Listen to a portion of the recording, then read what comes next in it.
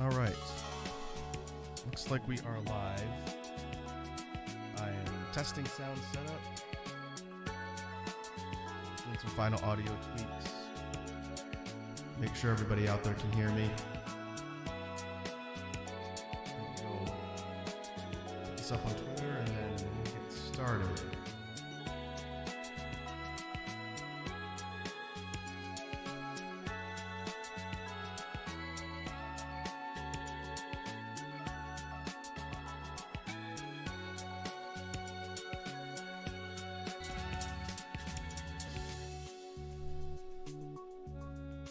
Alright, everything looks like it's coming through fine on the readout in OBS.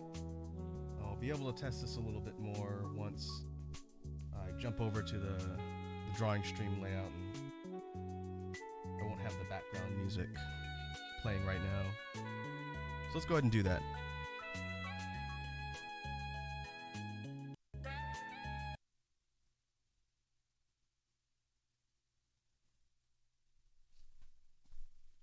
All right. Think everything loaded up all right.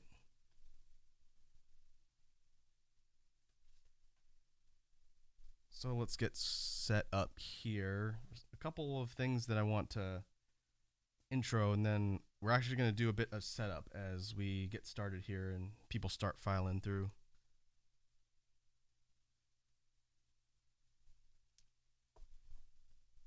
All right. Just in case people happen to join in, I haven't started drawing anything yet.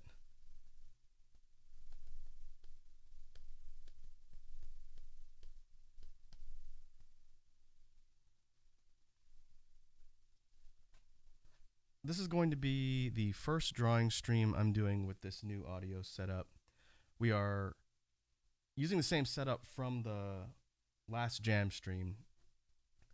I originally was going to do a regular format drawing stream this time and use the Spotify playlist stuff that we normally do on these, but because we spent some time experimenting with the interface with the loop, I figured I would try and experiment a little bit more with this particular format.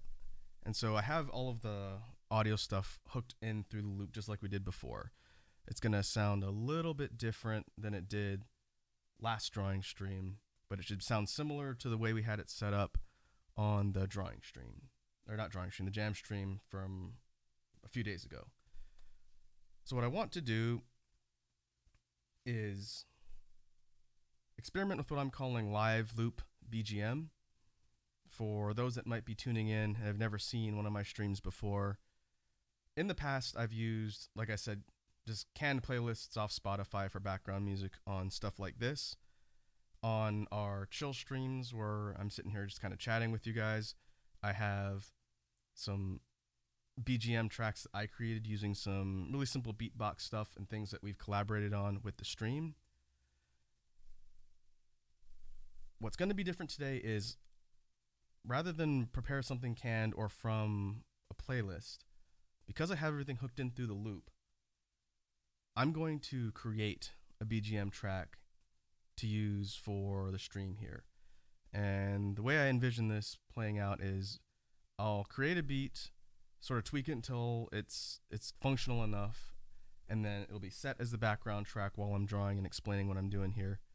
And then maybe throughout the stream, after a certain amount of time, I can record a new one, and then we switch up the BGM that way.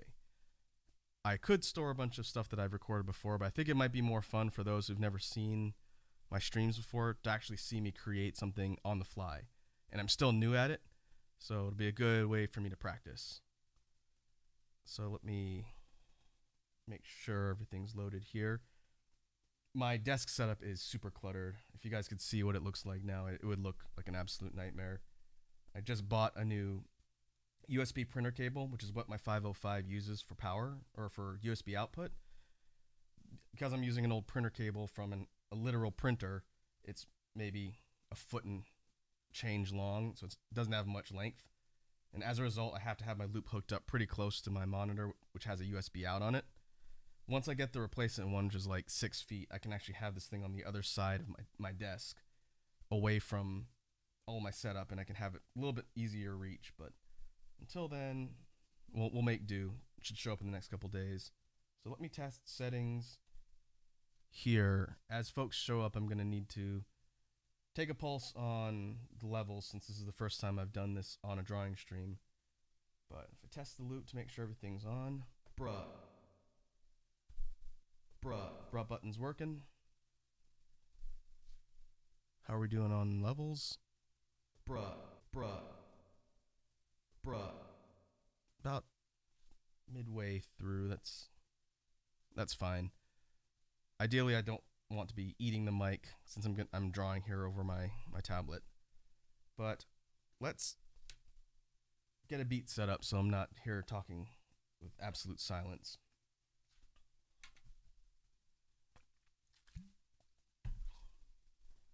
What I was thinking before I started up the stream here, how I wanted to set up the track.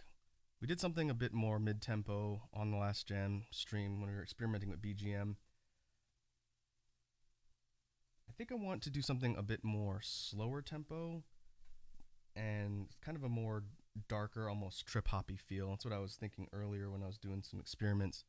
So what I'm going to do now before we get into the actual drawing is I'm going to tinker around with some beats, get something together, and then we'll have the background track locked and loaded and ready to go. So let's see. First we need a drum line of percussion. So let me see if I can get a rough idea down, and then we'll tweak it, and then we'll add a bass line. So let's see. We'll start up.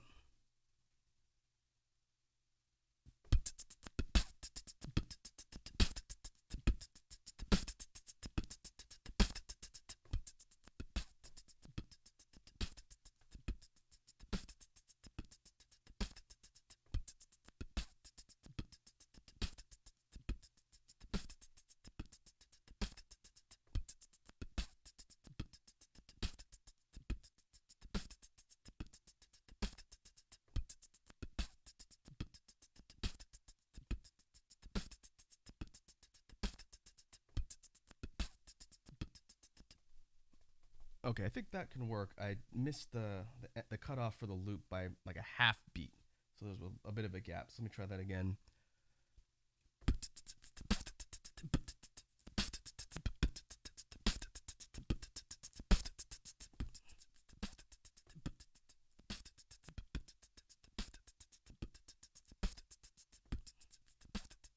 All right, that's a little bit better.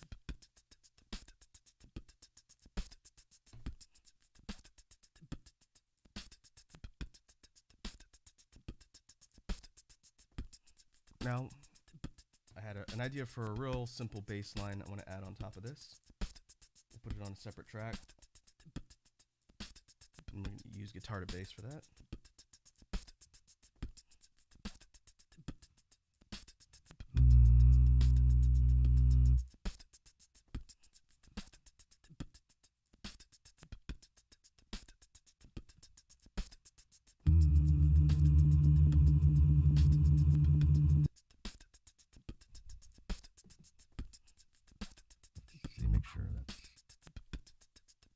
Make sure my bass settings are right before I actually record this.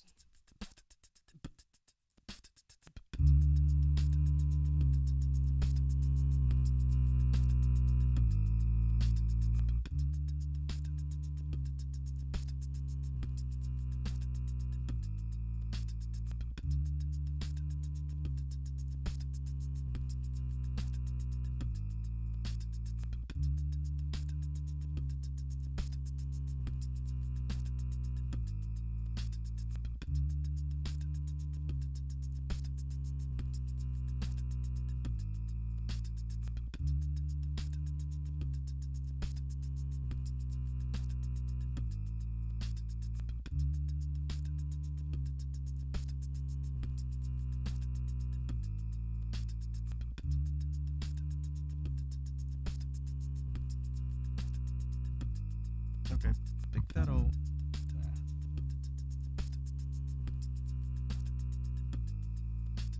I need to remember to take the bass effect off when I start talking normally again. I think that'll work. It's a simple two-track BGM, not too complicated. I'll need to check with folks once they jump on, make sure I have it set low enough that it's not competing with my mic, since I will need to be explaining what I'm doing here on the actual drawing stream.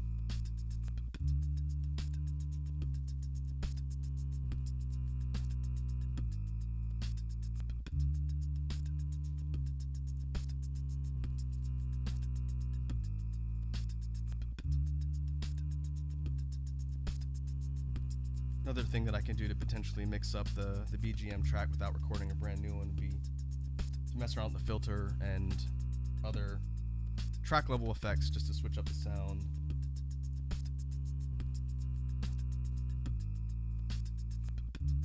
Let's see, for the slice, use the slicer command.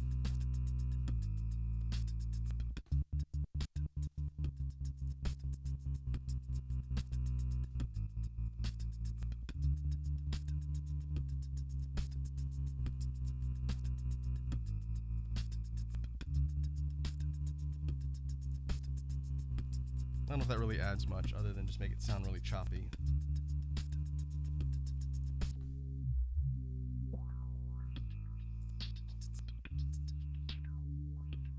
You can mess around with the filter effect.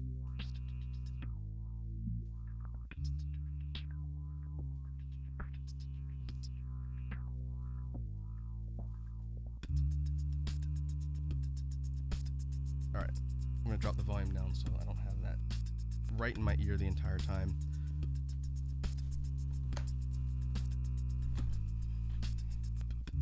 Okay.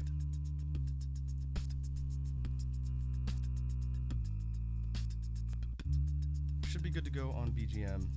We'll see how this works. This is an experiment for the stream today.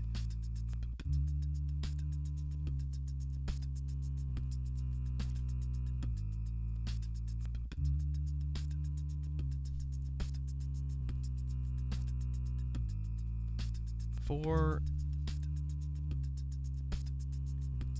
our actual drawing exercise, we are picking up on the last drawing stream I did, which was a couple weeks ago. And for those that are tuning into this particular stream and haven't seen the archive footage for what we did before, this particular exercise, I'll go through the background and explain it just so there's some history for what we did in the last stream. Then if folks coming on are jumping on midstream, then I can let them know that they can check out an explanation in the previous archive drawing stream or check back at the beginning of this one later on. So this project I'm calling the Monster Hunter Tri-Fusion project, or Triple Fusion. I don't want to call it Monster Hunter Tri-Fusion since there was a game called Monster Hunter Tri, and that'll just make people confused. So if we look at the diagram here, and once again for those that are new, the software I'm using for my drawing is Clip Studio Paint Pro, formerly known as Manga Studio way back in the day. And we have, for this project, 3 subjects. We have subjects A, B,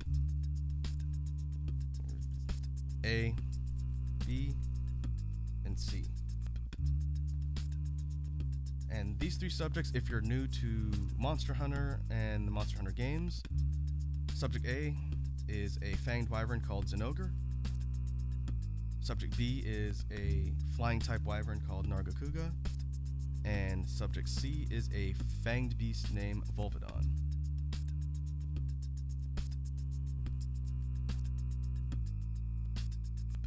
Hey, what's up, Toxic 2? Welcome to the stream. If you're an OG artist and you remember when Clip Studio was Clip Studio Paint Pro was Manga Studio, then you may qualify for a senior discount.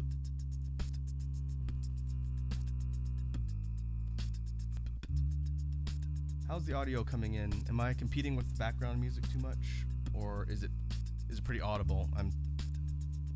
I usually try and get my sound settings squared away at the beginning as folks jump on, just to make sure everyone can hear.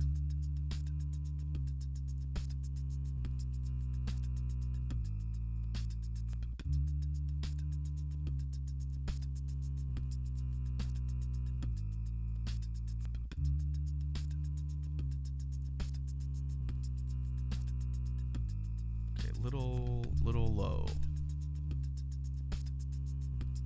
I'm kind of backed away from the mic because I'm not actively over my tablet.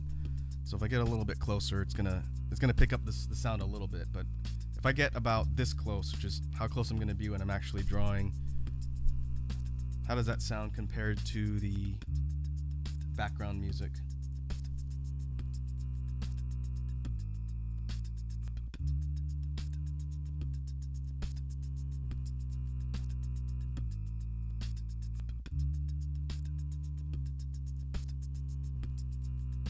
I could drop the BGM levels a little bit. They're already kind of low.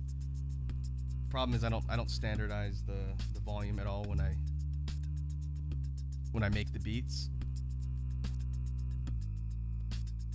If you're just tuning in for the first time, because I don't recognize your name, so in case you're new, I'm doing an experiment on the stream today with the BGM track, where I created this really simple 2-track loop of beatbox sounds, and I'm just gonna have it looping in the background for a while, and then maybe later I'll switch it up and record a new one.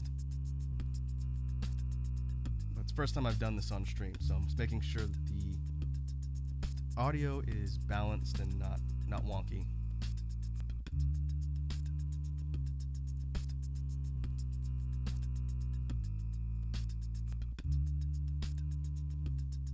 Toxicure, okay. I recognize your name now. This is your first time on one of the streams, but I did see that you checked out the archives from the previous session. So once again, thanks for stopping by and hanging out.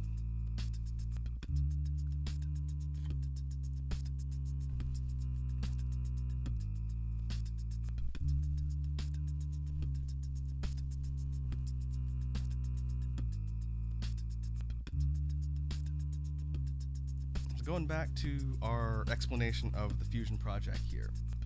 Like I mentioned a second ago, we've got 3 subjects from the overall Monster Hunter video game franchise. 3 different physically classified types of creatures that fall within different families or species in the games proper. And a triple fusion exercise that I'm following here is one we've seen on the internet before. I went into it a bit last drawing stream, but I'll recap it real quick on stream here just for folks that are tuning in. Our 3 subjects here, Zinogre, Narga, and Volvidon, are going to be the subject of a fusion experiment. And the way it works is you start with pairs. And subjects A, B, and C start with a combination of 2. So if we were to take A, B, and C and then break the fusions down into 1, 2, 3, and 4, subject 1 is going to be a fusion of Zinogre and Volvidon, and it'll result in a creature. Fusion 2 will be a combination of Zinogre and Nargacuga.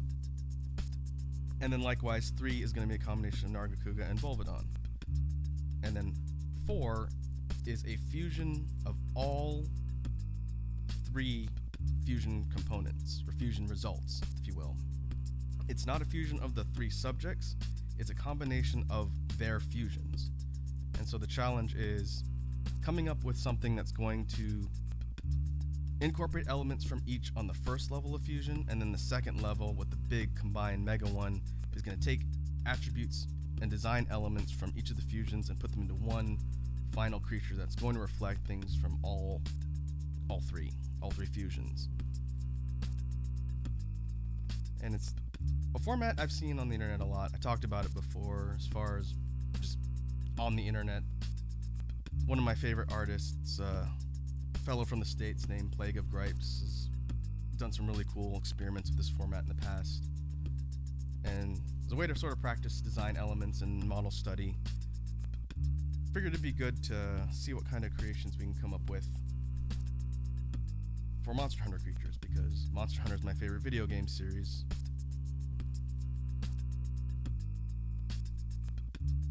Alright, get rid of this. I will... That's a good question, Toxic. So I chose these particular subjects for the study as sort of a twofold approach. My favorite creature in the series, I shouldn't have hit that, across all the different games in Monster Hunter is Narga. And interestingly enough, my second favorite is Zinogre. And I do like Volvidon a lot. Wouldn't say it's in the top 10, but it's definitely up there, probably in the top 25. But I didn't choose these three solely based on favorites. I chose them because they have a lot of really different physical features. When we sort of broke down the initial start of the fusion experiment last time, I chose Narga because it's got a really sleek, stealthy predator type design. It's a wyvern, or all these are considered wyverns in Monster Hunter. But Narga has these developed wings and these bladed edges on the trailing wing. I still don't know what those are called. Wing fingers? Wingers? Whatever these things are right here. No, you can't see that. They're actually blades that it uses to attack prey. And it's a very quick, nimble, and agile creature. Zinogre is somewhat speedy and pretty agile in a different way, but it's a lot more heavy and power driven. When you fight this thing in game, it has a lot of attacks where it'll try and stomp on you and hit you with brute force attacks, but it can also sort of flip around and these breakdancing acrobatic moves as well. But its color palette is very different. It's a lot more bright. It's got this teal, light blue, and gold plating and shell about it, and this silverish fur. And when it gets enraged, its fur and parts of its body become spikier because it charges with electricity as a thunder type creature. And then Volvidon is probably the most different of these two because it's in a different species class that are the more quote-unquote bear-shaped creatures in the games. And Volvidon takes a lot of attributes from things like an armadillo or a pangolin.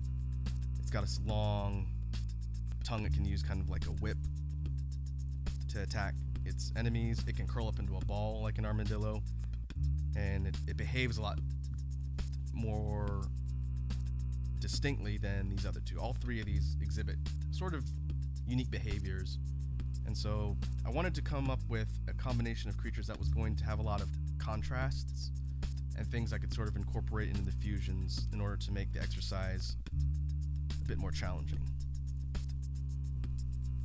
So that's how I came up with these three.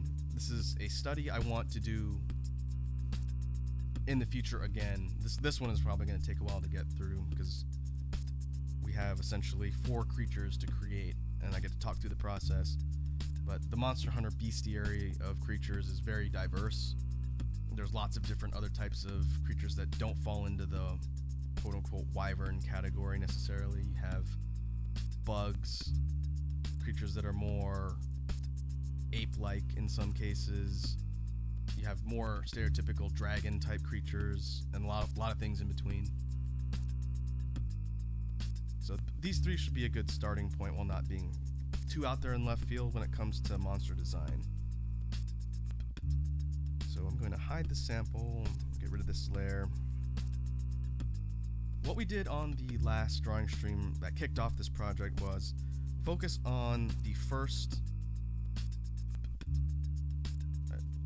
subject of the fusions, which would be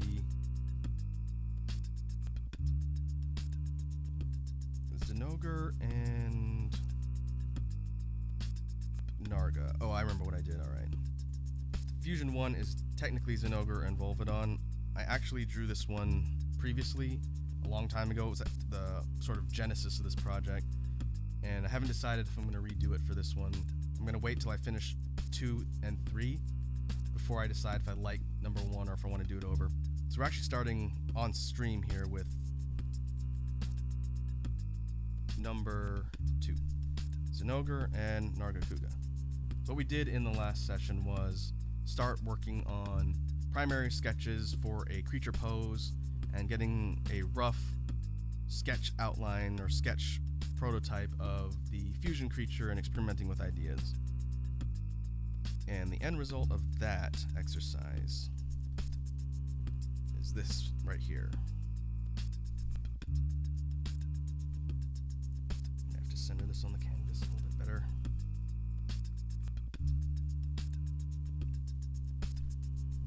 What we have is a pose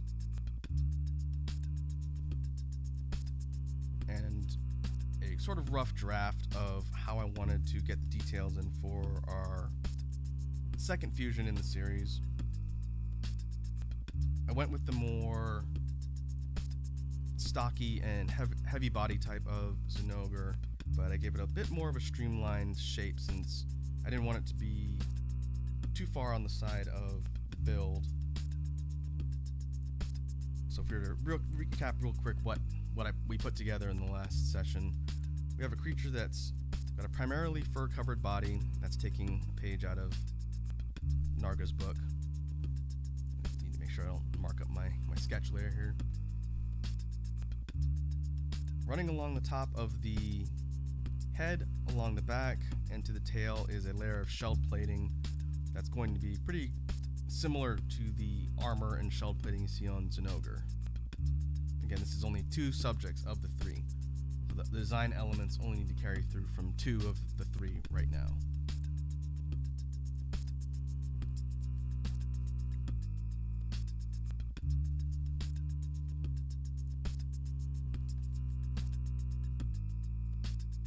What we've got is mostly fur on the torso, again the shell plating along the top, and on the hands and feet, the fur ends roughly around the ankles and at the forearms of the creature, and it changes from fur to actual shell plating a la Zinogre's yellowish gold armor. And I figured that would be a good way to carry those elements through, since ultimately this is going to be a pretty aggressive looking creature.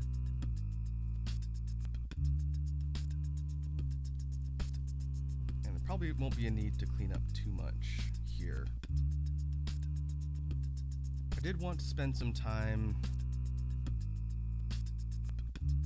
experimenting with the detail on the face. I've done this a little bit before, and then we went straight into the actual creature pose and the body drawing.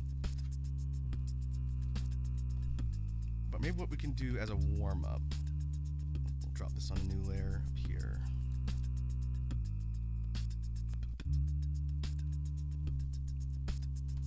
Is we can take this particular design and do sort of a close-up view to sort of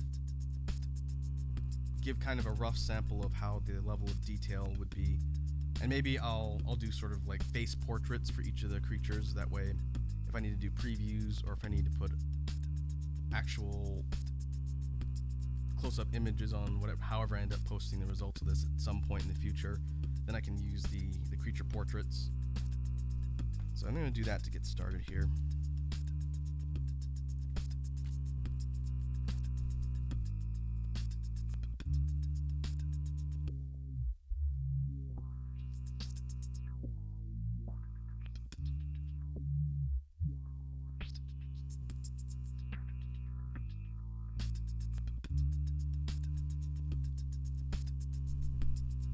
Alright, I'm going to start sketching out some details here, and then we'll try and stay as on model as possible from what we've established here.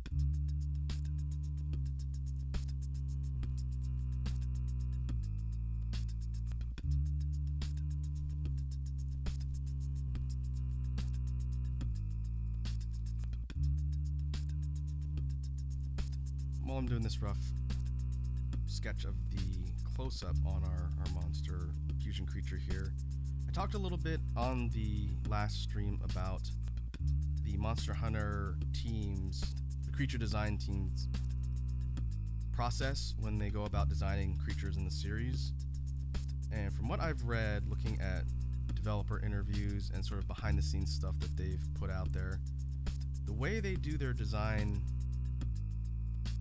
brainstorming for creatures in the Monster Hunter games involves them doing research on actual animals that exist and then taking different design elements and features they see in said animals and then sort of combining them, kind of the way we're doing here with this fusion, and coming up with creative ways to combine all those elements to make the different casts in the video games.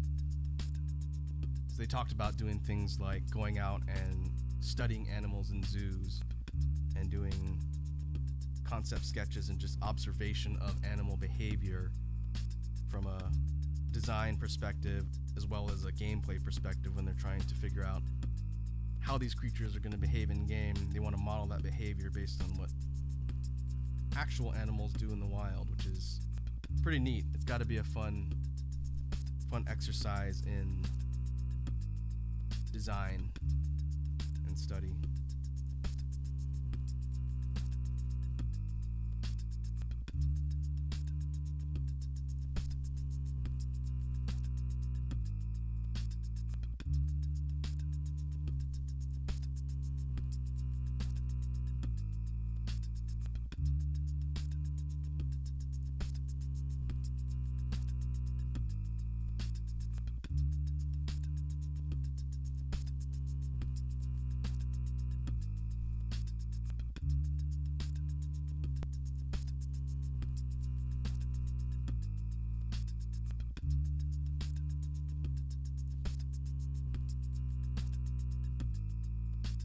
Oh, hey Edward. Welcome to the stream, man. Hope you're doing alright this evening, afternoon, wherever time it is where you're at.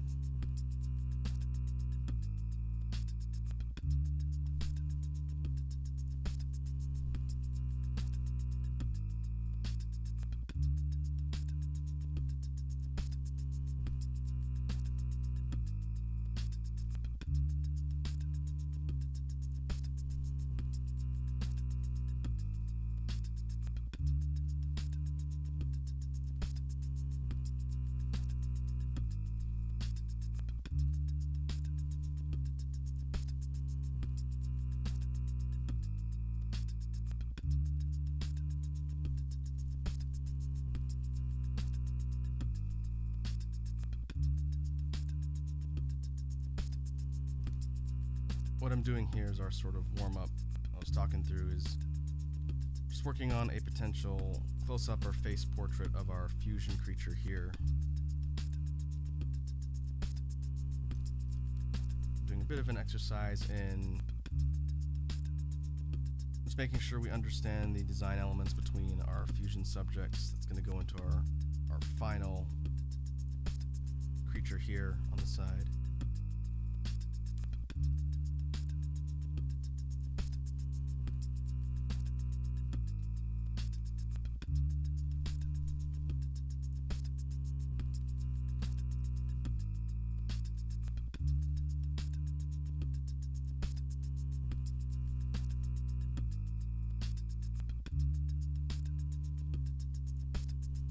We already did our sound check and troubleshooting stuff earlier on, so hopefully everything is coming in clear. Shout out to Toxic too for being patient and helping me make sure everything sounds good.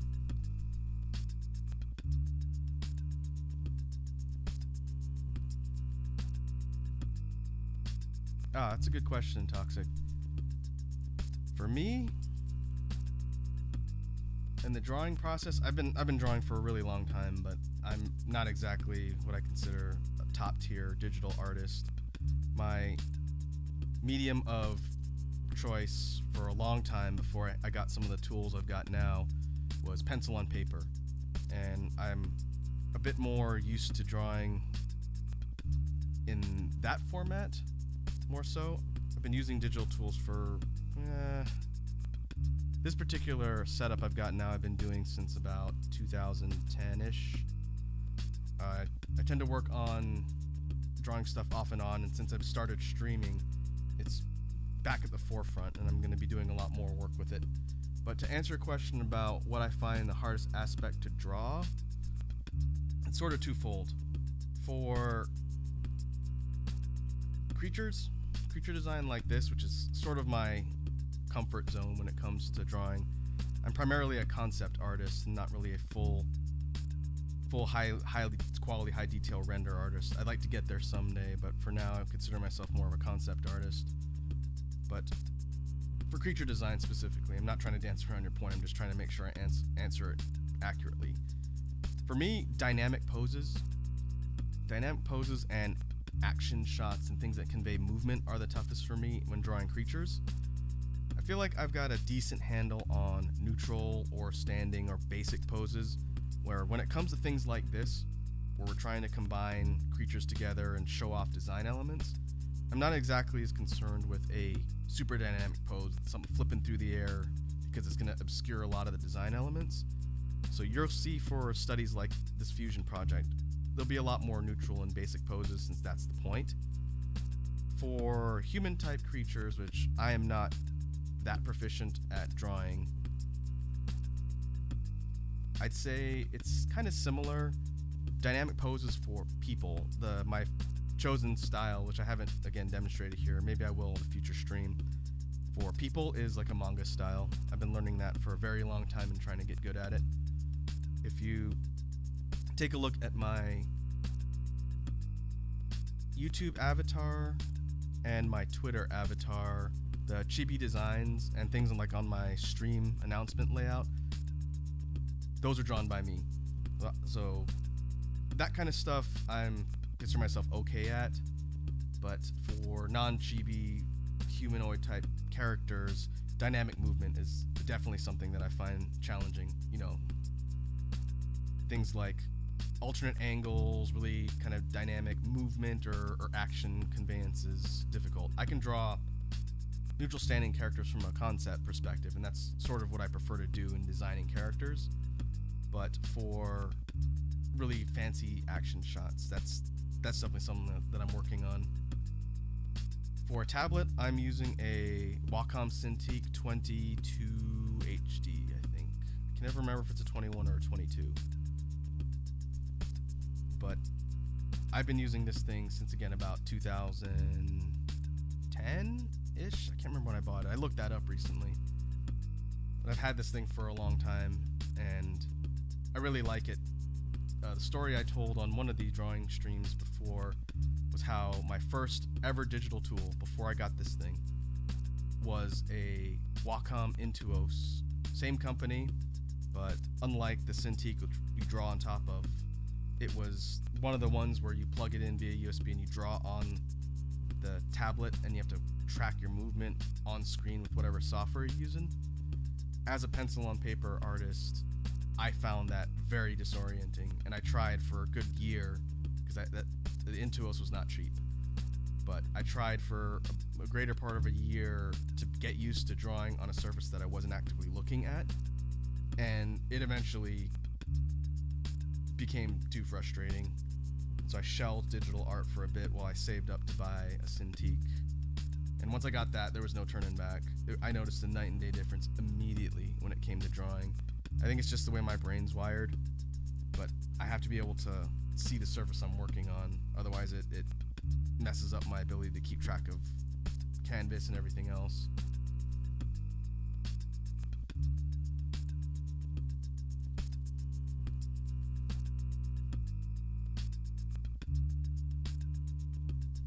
Unless something were to happen to this particular one, I don't foresee myself upgrading or changing it out anytime soon.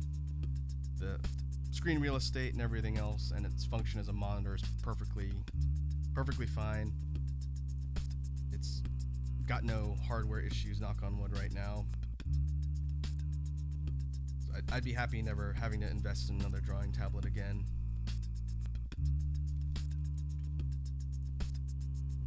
The 36 or whatever the max size Cintiq models that Wacom does, they look really cool.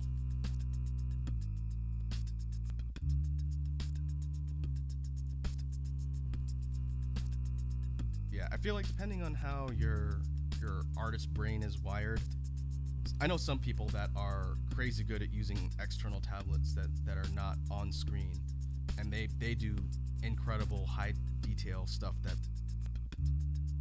is on a next level. For me, I think just having a long time's worth of habit, muscle memory of drawing directly on the surface that I work on just made doing that jump digitally more difficult.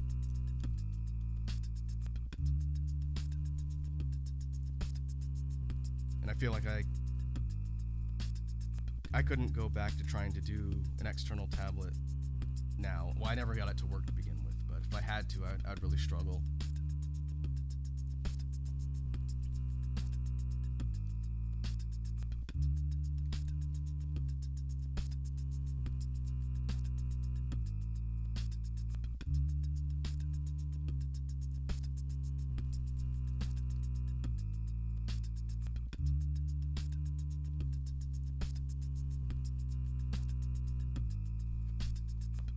One thing I do use this particular tablet setup for that I haven't demonstrated here on stream because I didn't think it would be that interesting, but I still do pencil on paper concept character designs and sketches. So every once in a while, especially if I have a design that's really complicated or something I need to get into a lot of detail when it comes to the development, I'll draw the whole thing out on paper and then I'll scan it. I have a flatbed scanner printer, which I primarily use as a scanner, and then I'll load the image up in Clip Studio, and I'll do all the inking and coloring for the piece there.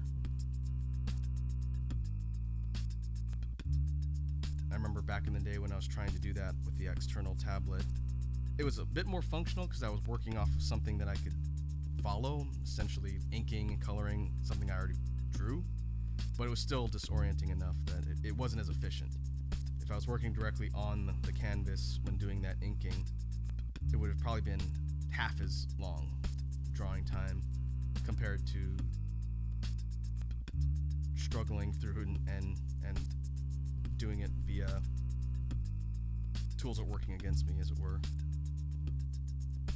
Art education, I have no formal art education. When I was in Earth School, it was not for art. But I did take some courses earlier on in technical drawing. I actually learned how to 3D model there. Some stuff that I haven't really done here on stream just because I didn't think it'd be that interesting, and I don't really do it so much anymore. But I learned how to create 3D modeling type stuff and did some creature design, very basic elementary stuff in 3D modeling software. I don't really do that so much anymore, but that's pretty much the only formal art schooling I've ever had. Everything else I've just sort of learned by watching tutorials and practicing and experimenting around with different formats.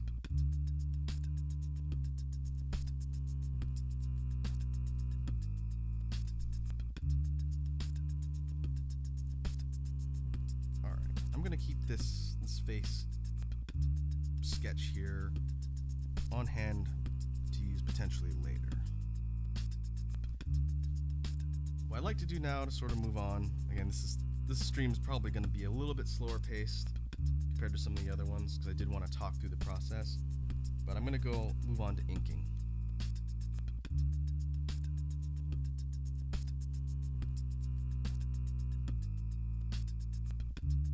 Let's see, I guess since people asked, again, I hadn't planned on really talking about this, but I could pull up some of the other non-creature design stuff I've done. It's never been posted anywhere, but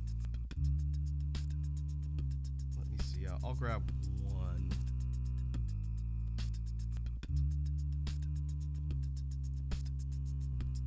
Just to give an example of the type of people type sketches, just so people can see what I'm talking about. It'll be a little bit embarrassing because I don't consider my manga-ish type stuff that high level, but since people asked.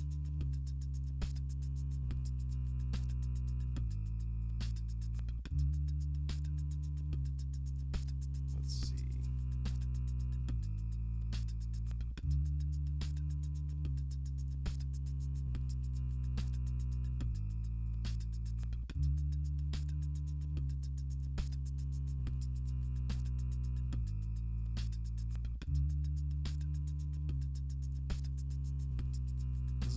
a little bit older one.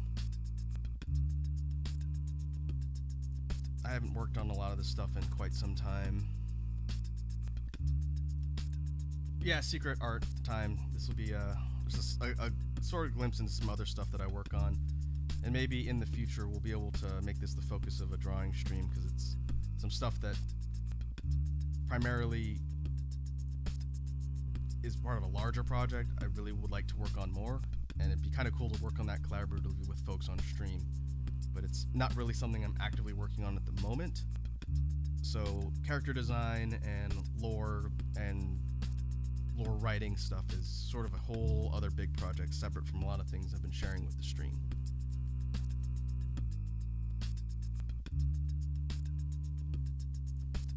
But my quote-unquote manga-inspired style is a bit more of a blend between kind of cartoon and manga elements. I don't know what to call it. It doesn't have a fancy name. But definitely inspired by the manga primarily. That was my main reason for wanting to learn how to do it. So basic character concept design. I really like designing outfits, things like clothing and armor, which we've done on the Homeworlder study, which that may be a slightly better illustration of relevant stuff.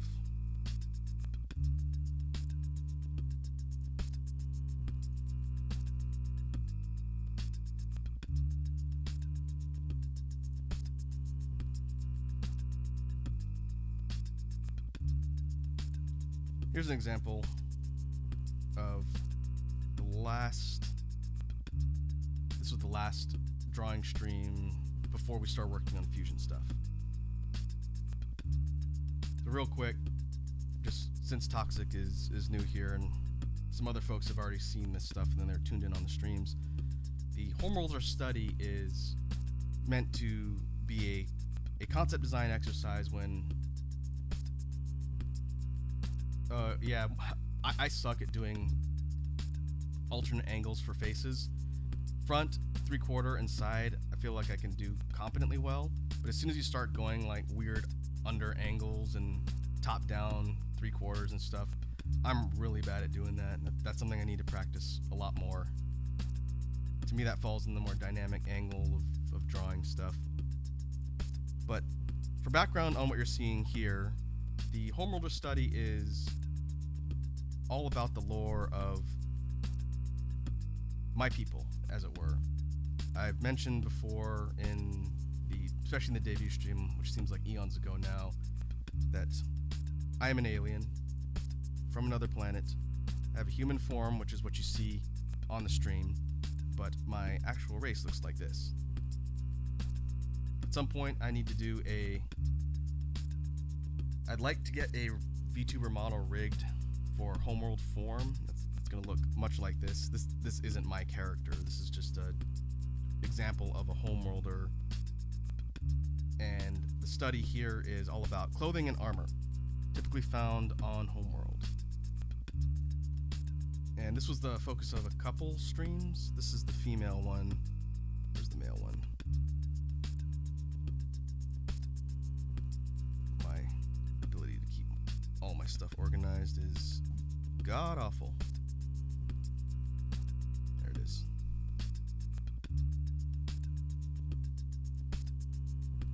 We did a male clothing study, and then another stream, I think it was a completely separate stream, we did the female one.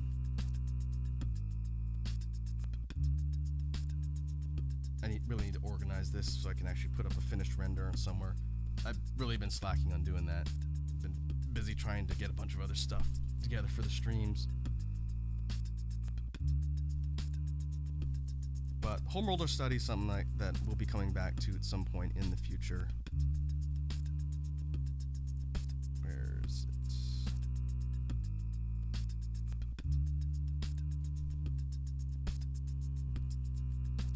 Base one is hidden in here somewhere. Anywho, this was another thing we worked on. But we'll go ahead and jump back to Monster Fusion. If you're interested in the stuff that we've talked about in previous or drawing streams, the archives are up. The last one I did ended up being an editing nightmare because I got flagged by about 20 copyright notices.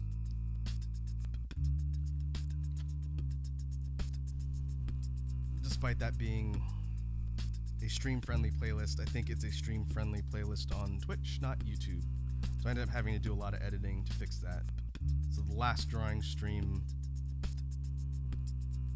before this, up on the channel, is going to have a lot of really weird cuts in random places. I'll start talking and then I'll just skip to another section because I had to cut out a whole section of a song. So that's the other reason why we're experimenting with the live loops, because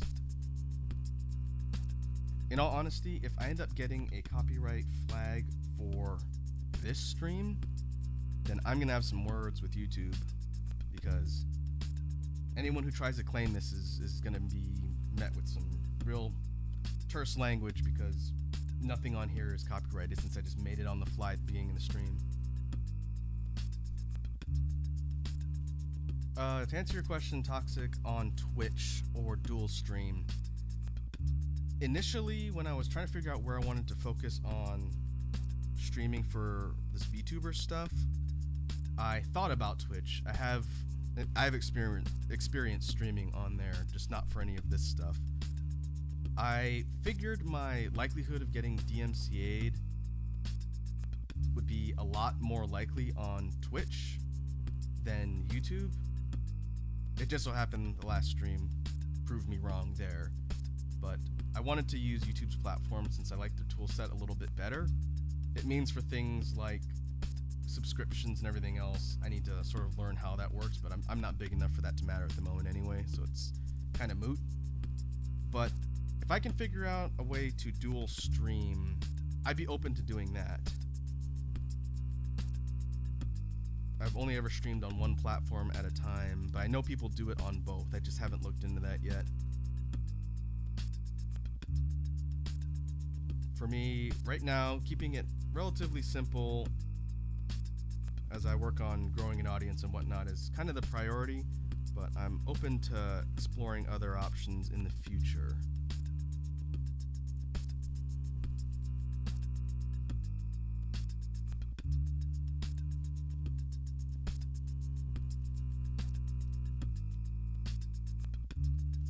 Alright, we're going to start inking here.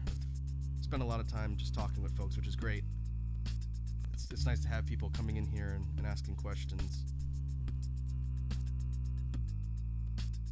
But let's see if we can start making some progress on our creature here.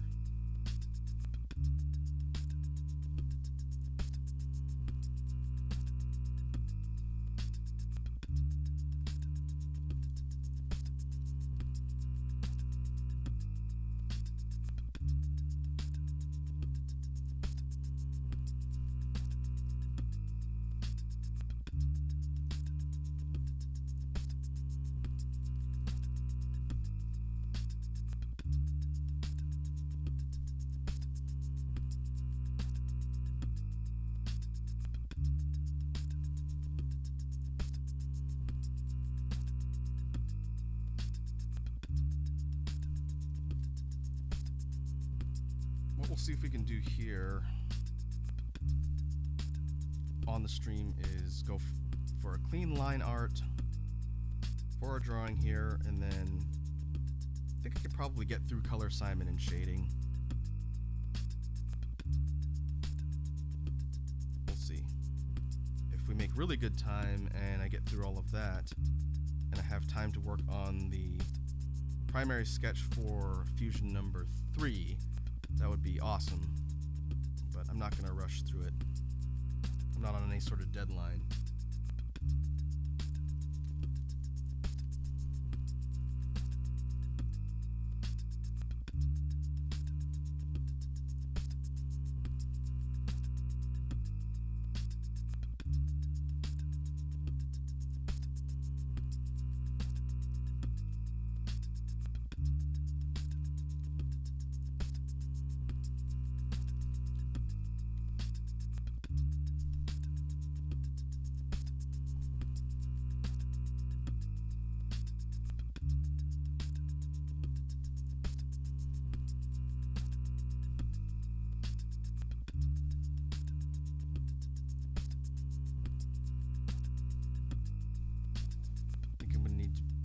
take special care to put emphasis on the horns here. These twin horns that are running along the top of the head of the creature here are a pretty distinct feature from Zinogre. If we look at the example, it's got a pair of pretty pronounced horns that are swept forward. When it gets enraged and charges up electricity, they sort of spike upwards a little bit, kind of Super Saiyan style.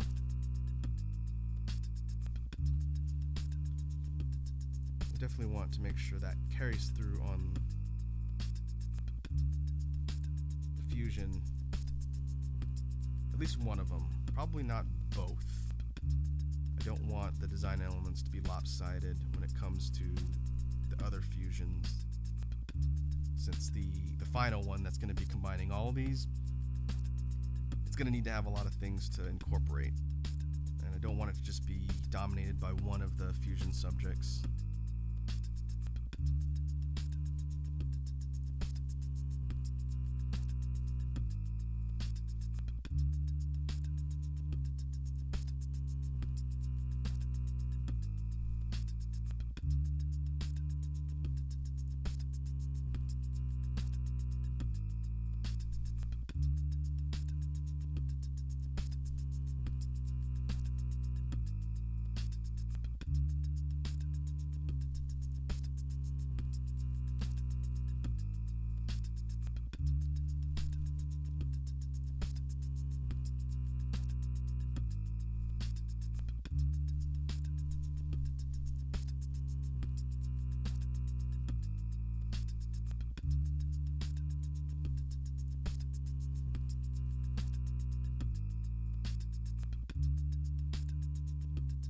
All right, Toxic. Hey, thanks for stopping by. It was good chatting with you. Hopefully, a lot of the stuff we talked about here was interesting. You have a good evening, and hope to see you soon in the future.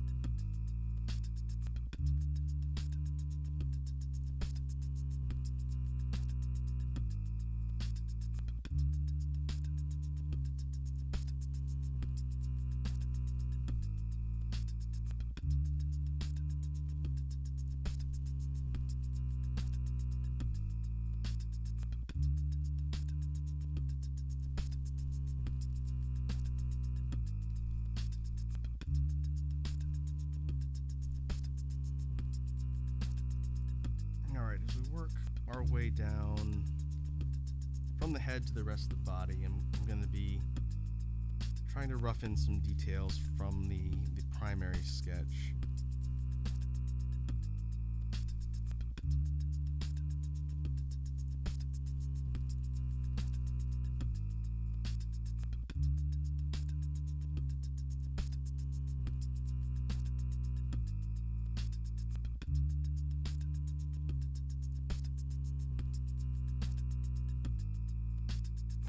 I save stuff here too.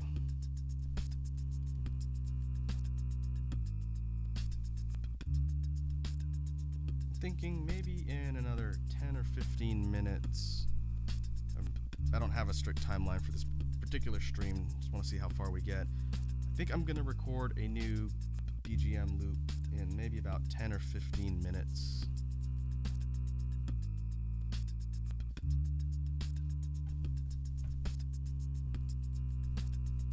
I kind of don't want to delete the one I have. It's a little bit different from the other ones that we've made, but that's okay. I can always recreate it later since I have the archive footage of the stream here. I need to make sure not to save this particular track since I'm using the same track as the BGM one we did last time. I just deleted them temporarily so I could create some new tracks without having to duplicate all my settings. But I don't want to save over it since that would definitely negate all the work we did last time. I haven't figured out when I'm going to record the latest BGM track we did. Hopefully soon. If I get a chance to do that this weekend, it'd be nice, but I also need to go and record stuff for Guilty Gear.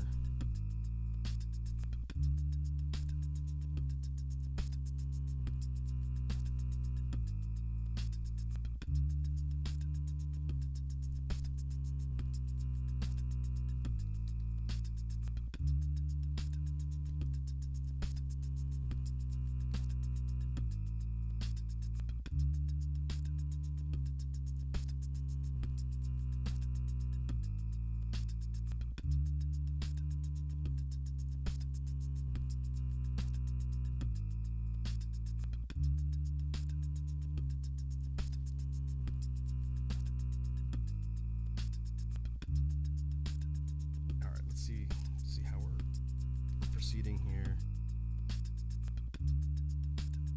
Probably zoom out a little. I won't be working necessarily this super close.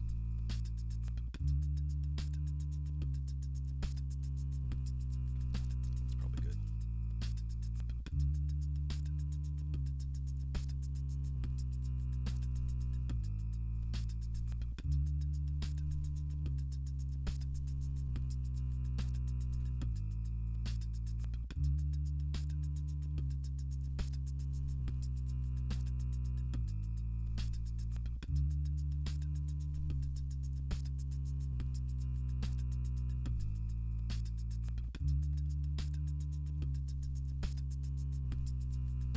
I think getting the texturing of the fur patterns on Fusion Creature's body is going to be important, since we want it to be distinct and be differentiated from the sections where it's got this shelled plating.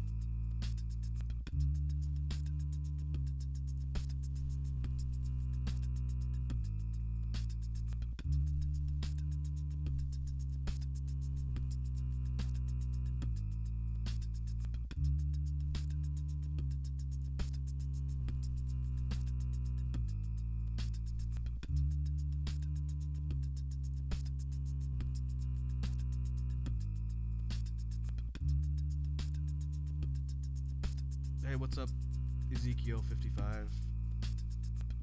Welcome to the drawing stream. Hope you are doing all right this fine evening.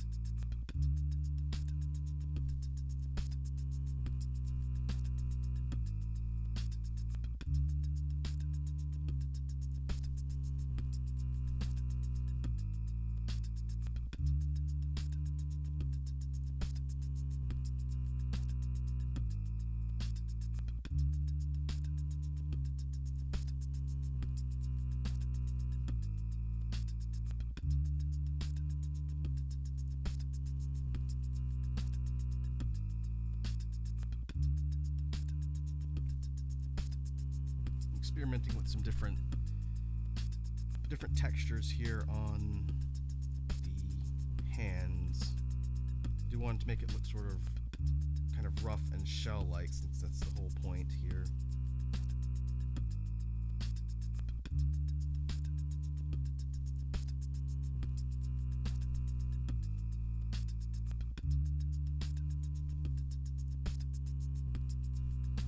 One of the signature things that's going to stand out for this particular fusion is going to be this bladed claw coming off of the hands, taking a page from Narga and sort sort of putting a twist on it with some features of Zinogre.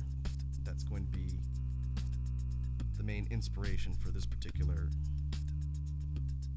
physical attribute.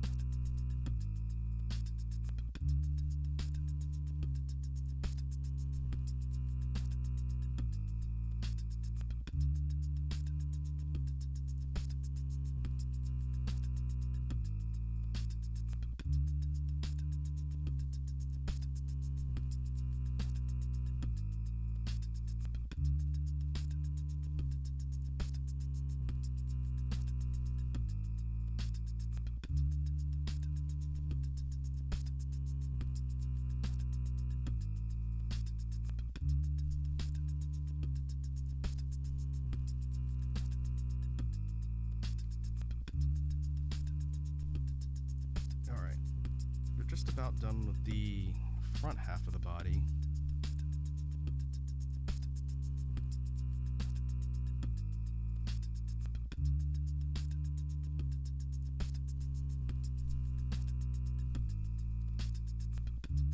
Once we get this other shoulder and arm in place, should be good to go and start working our way down from the back to the lower body.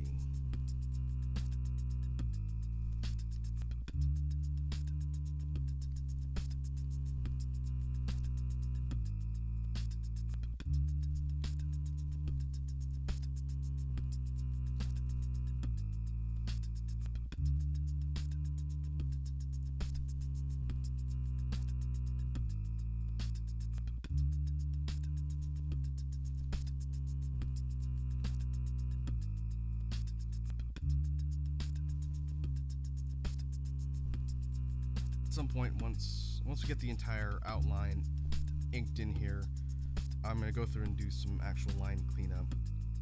That'll be the last step before we finish with the line work itself.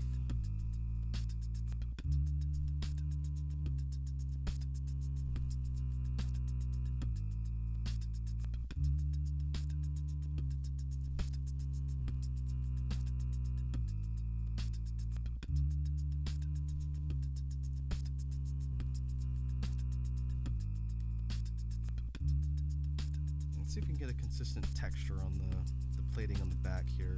I have it roughed in pretty haphazardly on the primary. Let's see if we can get it a bit more clean here.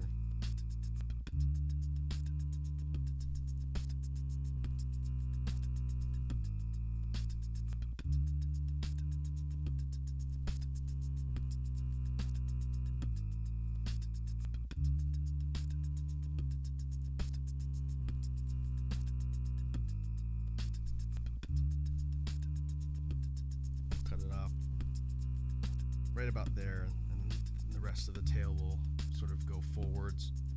That should be good.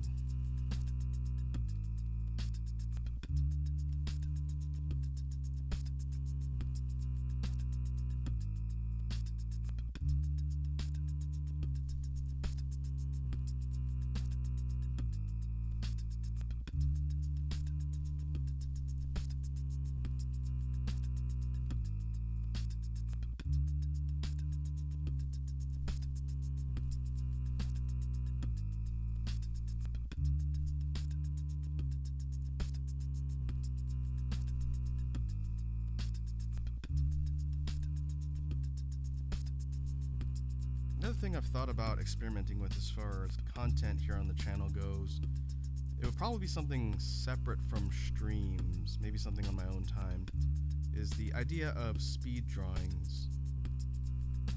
I tend to do most of my drawing here on stream, since that's usually when I have the time set aside to actually do so.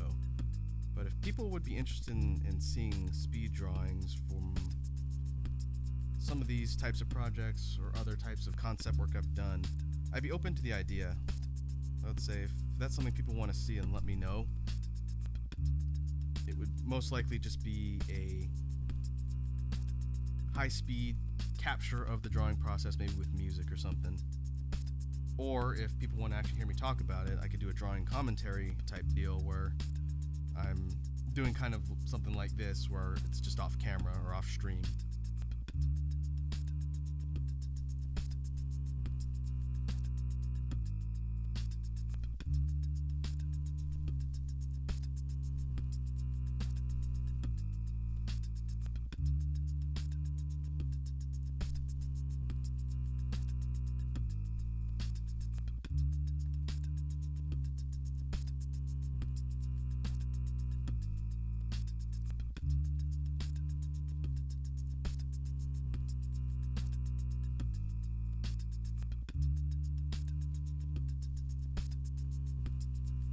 Alright, what I'm going to do, I'm going to keep working through the different sections here of the inking process, and at quarter till, I'm going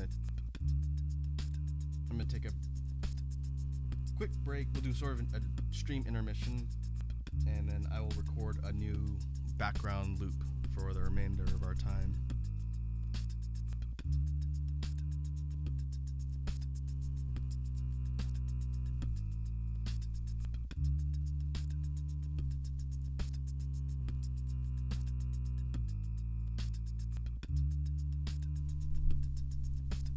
Yeah, that's a good point too, Edward.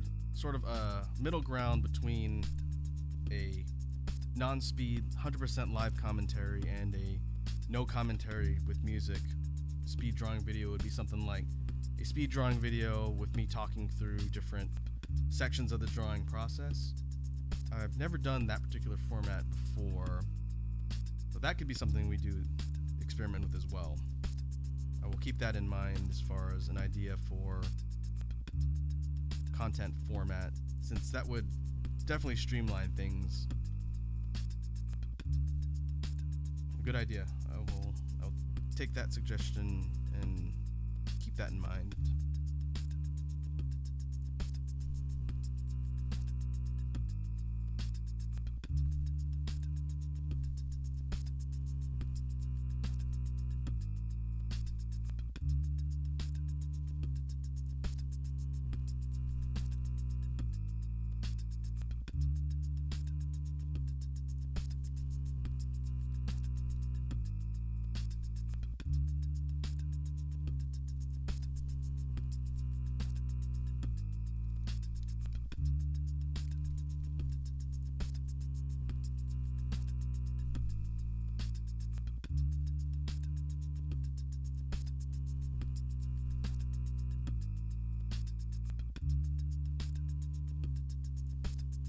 Let's see if we can get a good solid set of feet here. I was sort of trying to think of how I wanted to improve on the design from before, since the original primary sketch for the feet was a bit more rough. This will work. Sort of more like paws.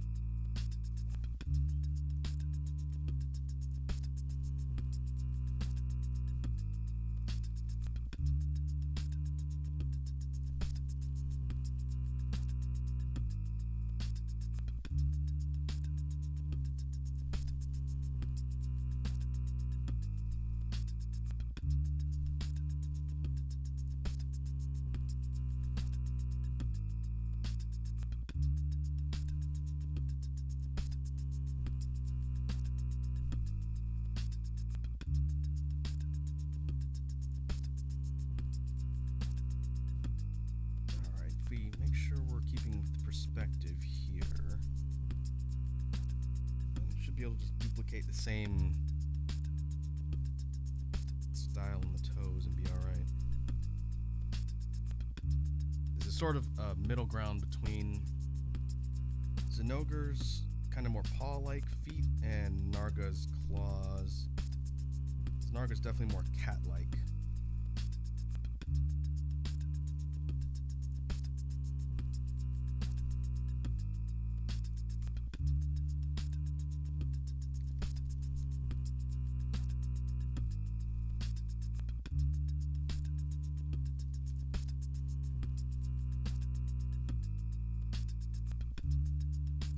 Alright, let's do sort of a status check here. And then we'll do our stream intermission break in just a minute.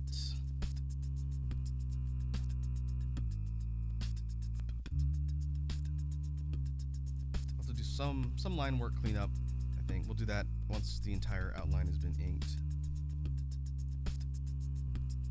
Looking at our samples, the design elements are going to be a little more clear now that I'm giving them some definition and actually committing to the outline and whatnot. But our two subjects, Zinogre and Narga, did we figure out what we're calling this thing? I think I have it written down. It'll be the name of this particular fusion is just going to be a combination of the two components for now. But I think we are looking pretty good as far as keeping on model with the fusion components. The color paletting, which I haven't talked about, I forgot I did it on the last stream. We do have some ideas for color palettes, and I did some spot samples of different sections of the body and where I thought about assigning the color. So we will definitely keep this handy. Once the line work is done and we move on to color assignment, that'll be the kind of fun part of this particular exercise, I think. Figuring out how we're going to assign colors of the individual components and sort of blend them together to create something unique for the fusion. So I think that'll be the most interesting part, which we should be able to get to today. I'm almost done with the inking.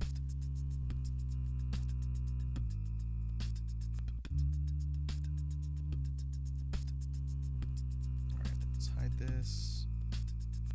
I'm gonna zoom out here and save.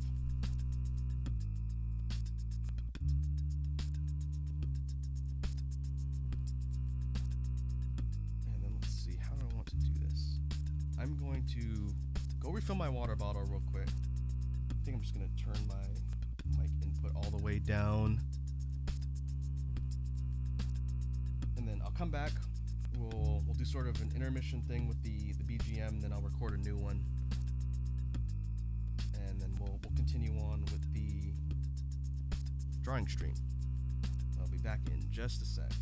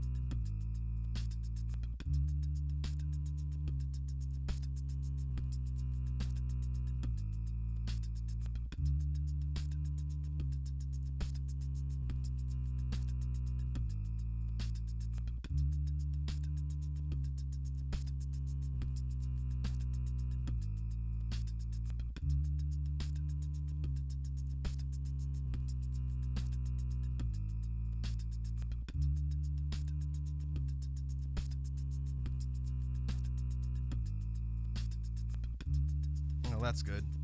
It's good to know that when I step away from my desk, the VTuber software decides to just stick my torso right up to the camera. That's probably going to look weird for people that are just jumping on randomly.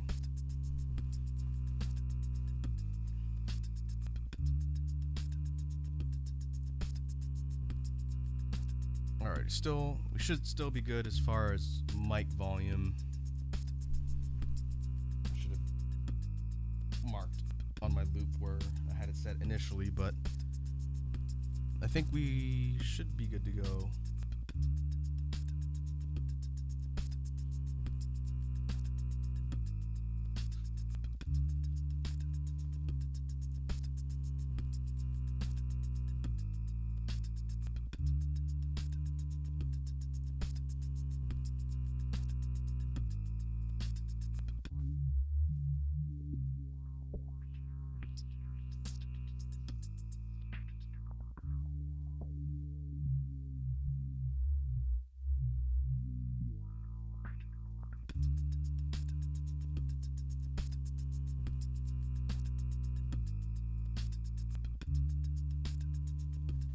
When I was tinkering around with my loop settings earlier and figuring out different types of things to use for potential background tracks, I found one input effect that I forgot about,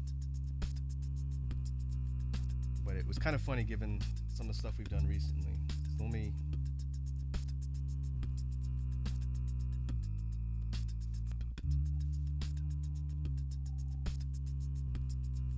jump over here. The input setting or input effect is called ring modulator, and it allows for you to add some really interesting distortion over sounds or vocals. But if I were to turn it on maybe about halfway, this is what it sounds like. It's kind of an alien distortion or whatever it is. But one thing I realized when I was messing around with that just in practice is that if I wanted to sound like a Friday Night Funkin' character, all I have to do is put that effect or whatever it is. And then I'm setting the different filters. Filter distortion, a filter effect for the just kind of fun.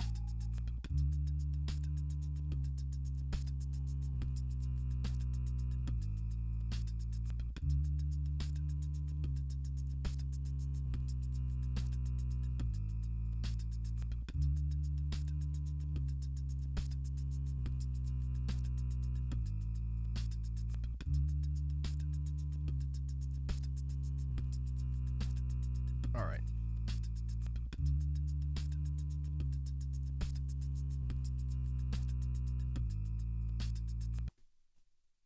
We're going to. Yeah, you like that, Edward? I thought that was a pretty funny effect.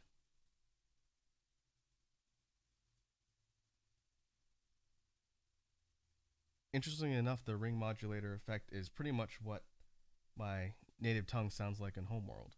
So when I eventually get a Homeworld avatar model rigged and I want to talk to you guys in my native language, all I have to do is enable that particular filter. But to your point, bruh. Still got the button. Bruh. Bruh. Alright, I'm clearing the tracks off, so we'll say goodbye to BGM Loop 1 from the stream. Gone but not forgotten.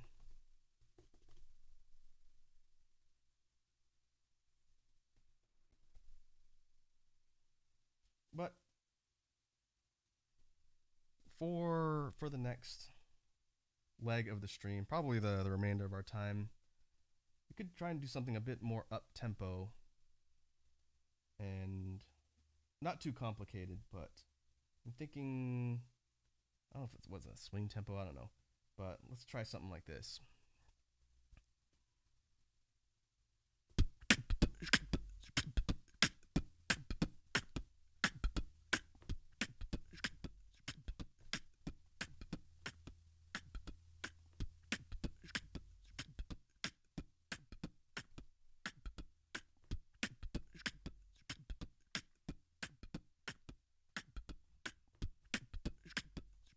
Now we need to put a bass line down.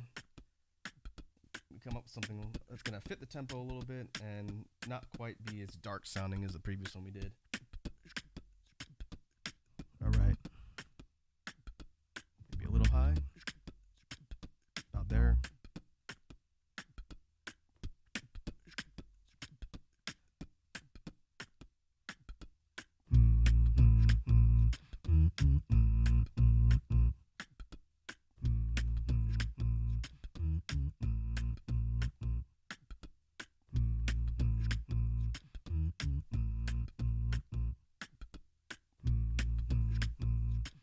Not a bad combination there. Oh God, it does have the same rhythm as Hit the Road Jack, doesn't it? Oh boy, playing Russian roulette with the copyright bots today. That's okay. I don't want anyone to say I never suffer for you guys. All right, let's try to add something else to this one.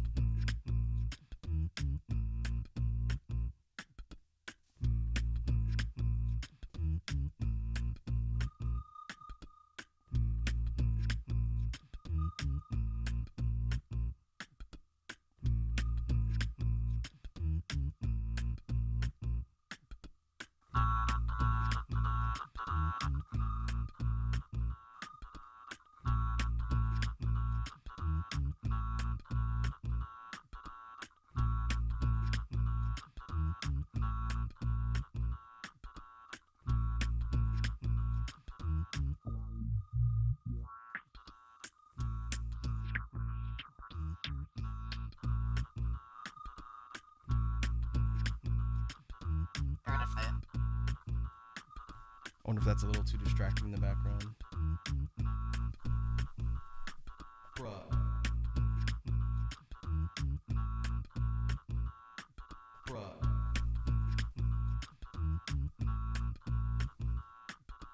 I think I still have the drop settings from our last exercise.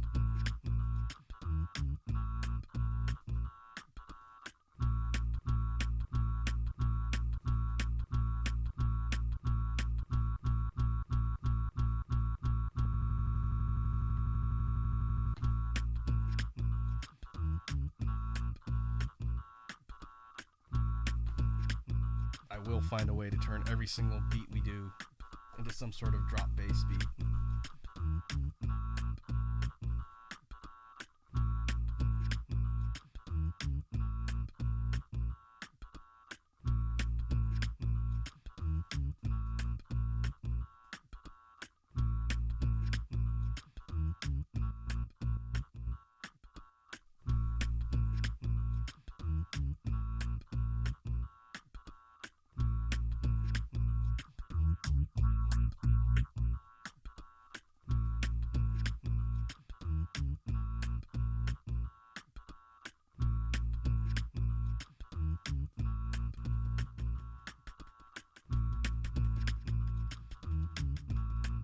That's the delay effect on there right now.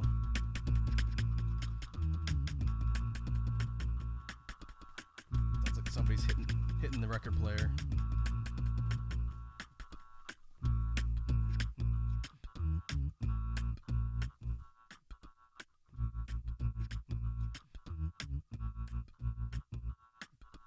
Oh, that's tremolo.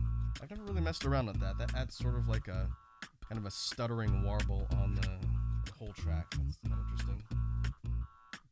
Bruh.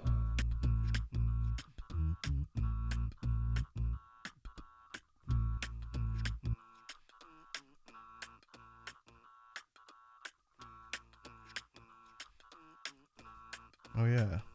Isolator. It sort of cuts out a bunch of the tracks to isolate, as the name would suggest.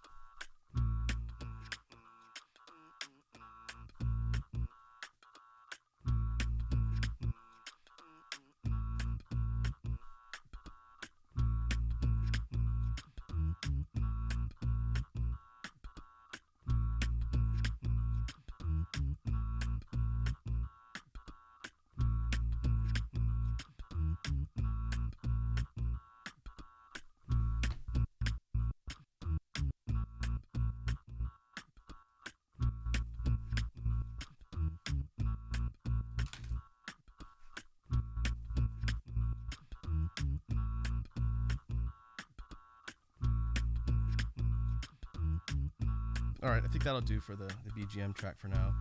We will see if that flag. I don't think it's exact copy of Hit the Road. It's just very similar in beat and maybe bass line.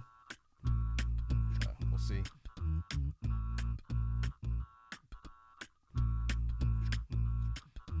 All right, let's get back to the drawing here.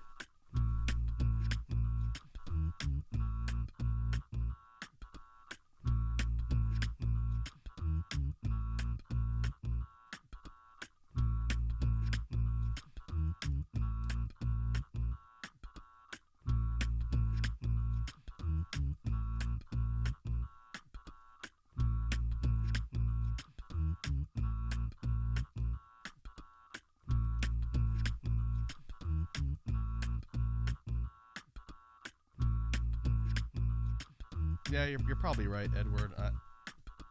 I am paranoid after the last stream, but maybe, I don't know. If anything, it's gonna be similar enough to something else that somebody's already claimed. That's always a possibility when I'm just messing around here with sounds. But I don't know. If I need to dispute a copyright claim on something I literally made on stream out of the blue, I think I could probably do it. It just may be more trouble than it's worth, since it's not like I'm monetizing these things anyway. But we shall see.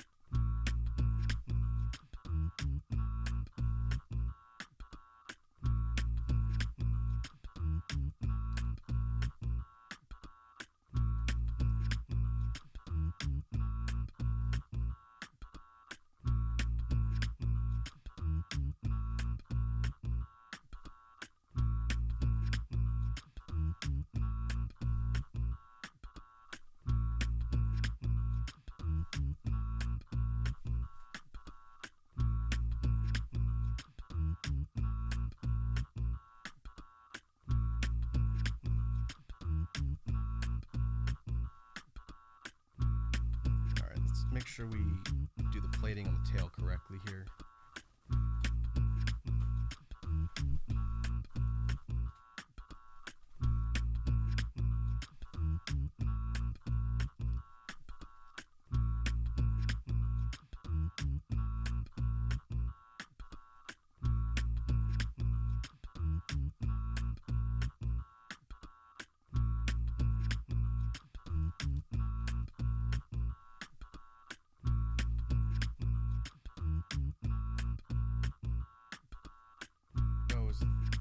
Coming in a bit loud. It's possible I recorded this particular series of beats a little bit louder than the last one. All right, let me fix that.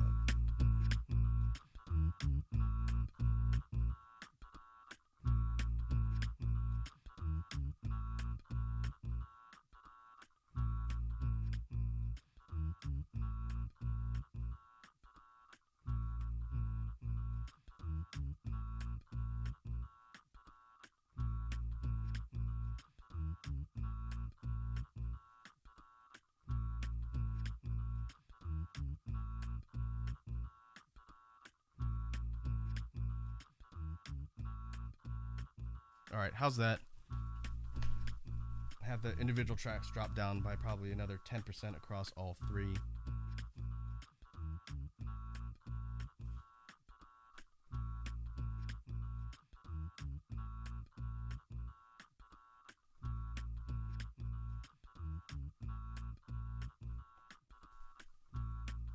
Yeah, if I test it now with the mic against the background track, is it still coming in loud?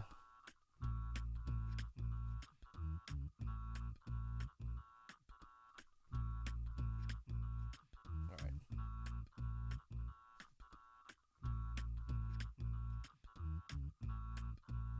I need to write down on my stream notes where the background music is hitting. That way I can try and hit that level every time I record a new one.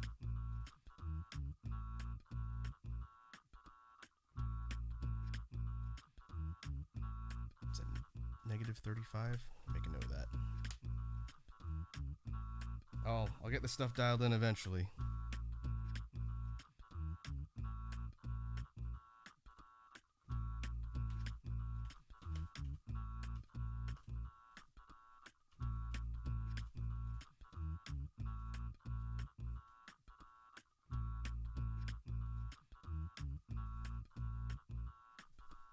Alright, let's keep working through our last few parts of the tail here.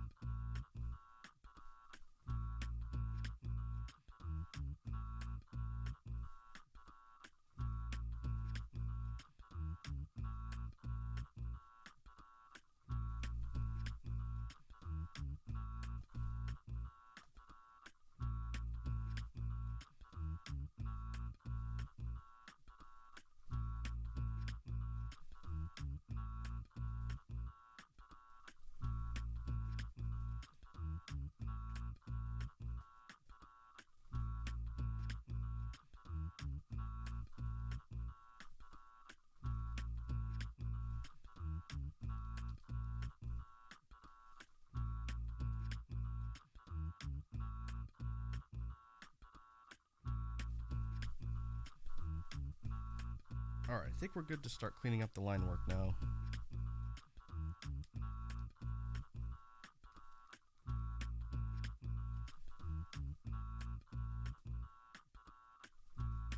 If we zoom out, take a look at our line work.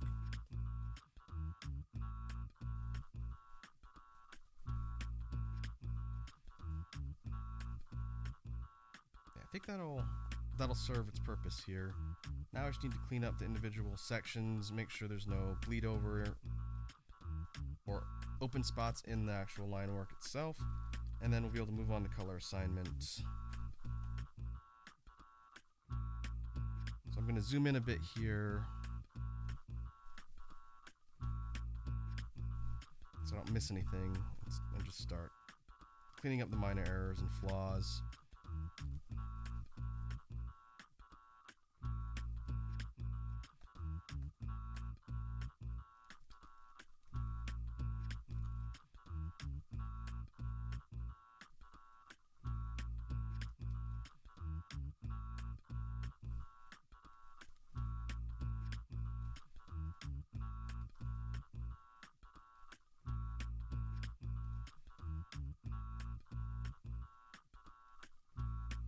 This part's going to be pretty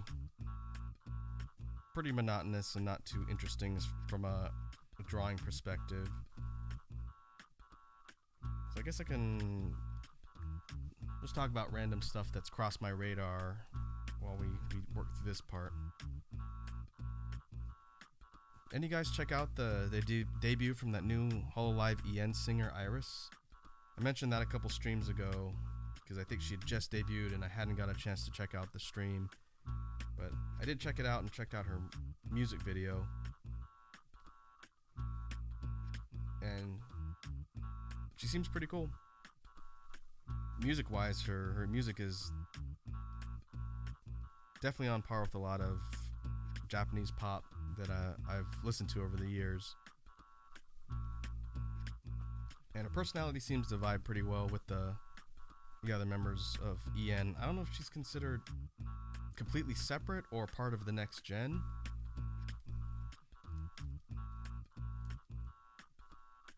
But she seems like she's gonna be a fun person to watch. I'll be tuning in with interest. See where she goes. I imagine if they get her to collab with some of the other Holomyth members, that could lead to some interesting interactions.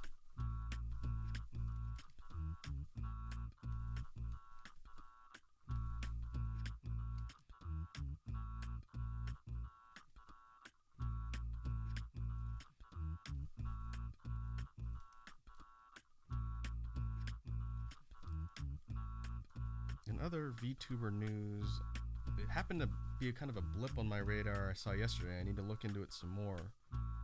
But from what I gathered, it sounded like Hachima was taking an indefinite hiatus. And I don't follow Hachima too closely. I do tune into her content every once in a while because she's kind of a riot to watch. But hopefully she's doing alright. People were saying that it's related to her school, her college, and as opposed to like a personal problem, but there hasn't been much information released yet. Edward, for Iris, it looks like she's being geared around like the Japanese pop angle. The first song that she made, I forget the name of it because I just watched it recently, but it's sort of a more kind of melodic, higher energy, kind of vocal-centric song. It's not too off-brand with the other stuff that Hololive has done up to this point. I think it sounds good. As a big fan of Japanese pop, it's definitely within my wheelhouse. And her character design, I think she's half angel, half elf, devil, something like that. There's a really complex character model design, which is pretty cool. And the way it animates is also pretty good. It seems like there's a lot of production budget that Hololive is putting behind its talent, which I guess they always have. But they're definitely keeping up that trend for their future generation talent, which is pretty cool to see.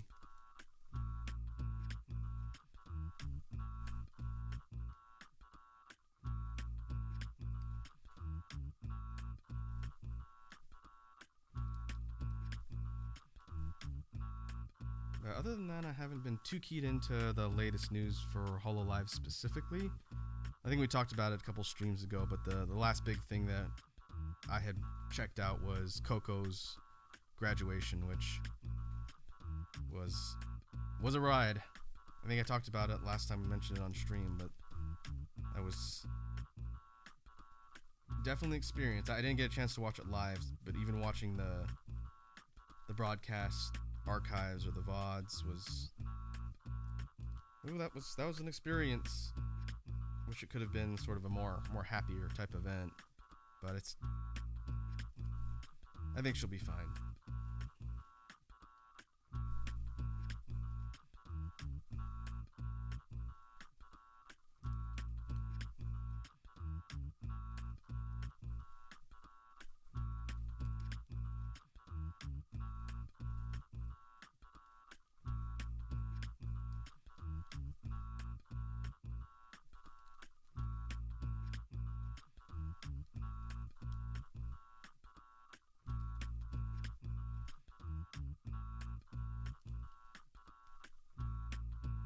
Let's see if we can clean up these sections of the toes a little bit.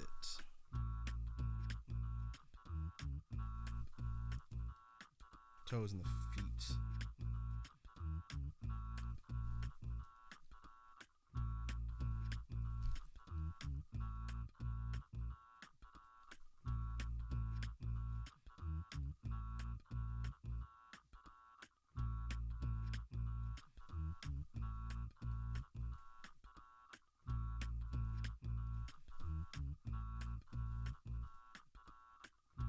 I don't think there's going to be a whole lot more to do for the cleanup.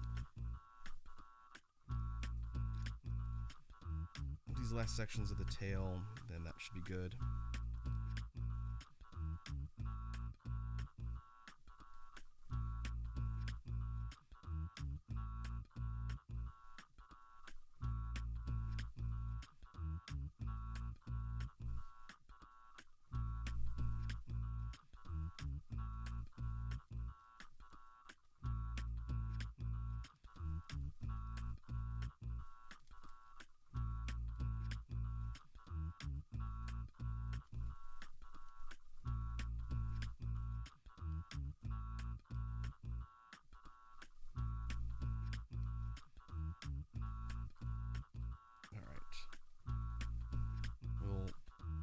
Zoom out a little bit here, do sort of last few checks, make sure there's nothing glaring I missed on the line work.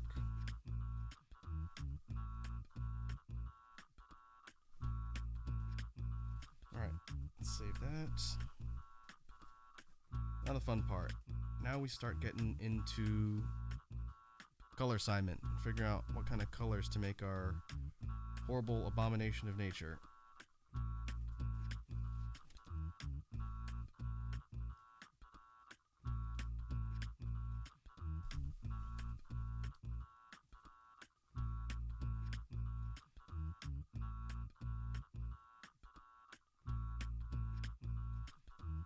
Let's see, move this up.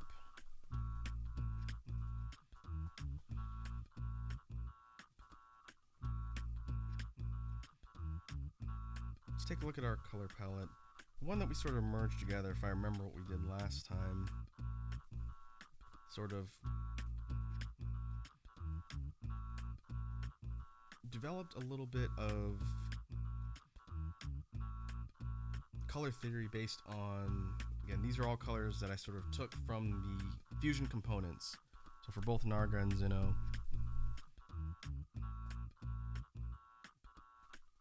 Let's see. Let's create a new layer here.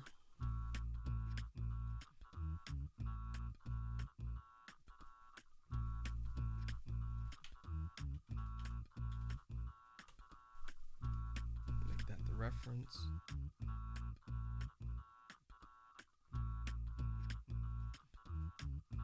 I do, Edward. I do know Kaysan on air. I've been familiar with her for a little while, but as things have sort of played out recently, I was definitely more aware of her content. So yes, that is definitely another content creator that I'm watching with interest going forward.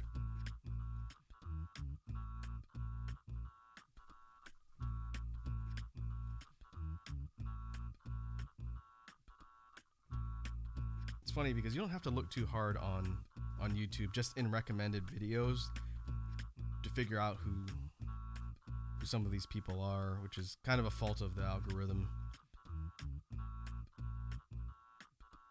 I'm sure they don't appreciate some of that, but what are you gonna do?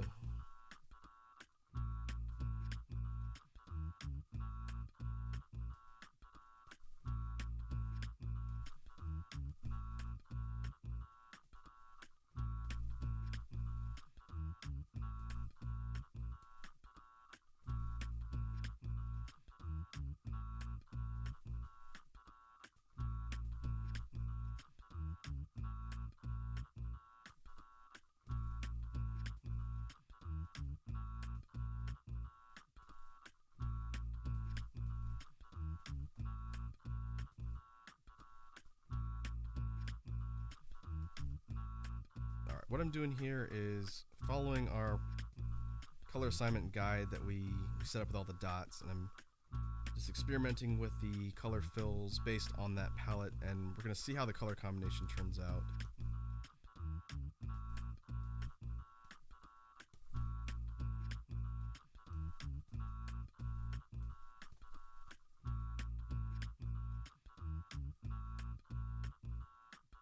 Let's see, I thought about potentially doing the red color scheme for Narga. I don't think it would make sense for this color palette to be dominantly red, since neither of the two fusion components are primarily red, and the third one is definitely red, so that particular fusion is going to need to incorporate a lot of red. So I'm not exactly sure why I put this red dot here on the torso.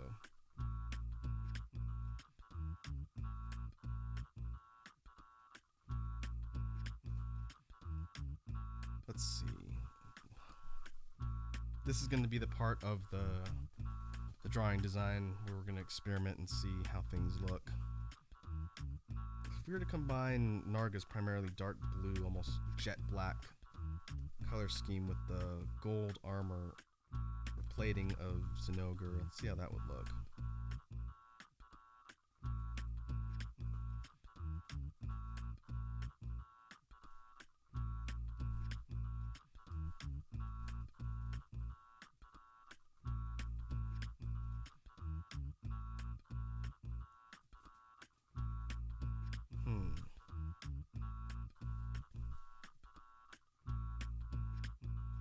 That's not bad actually. I thought there'd be a bit more of a clash in color. Let's try and go for the majority of the body and then see.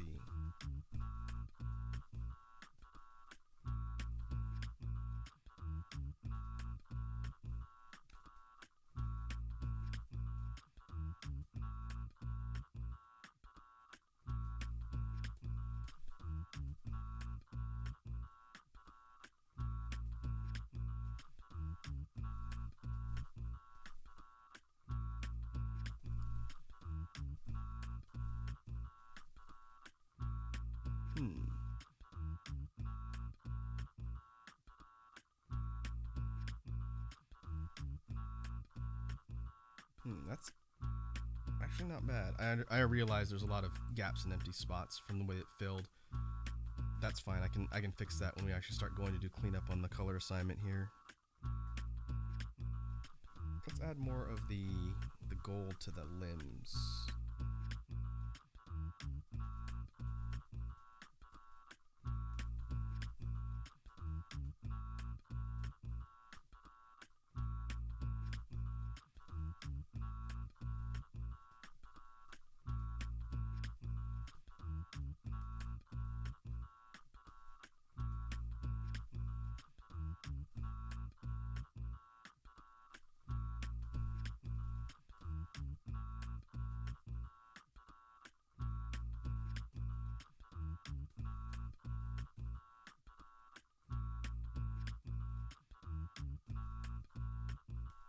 Make the blade the same color.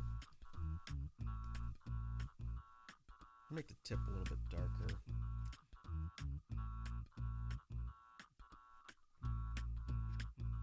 Make it look more metallic.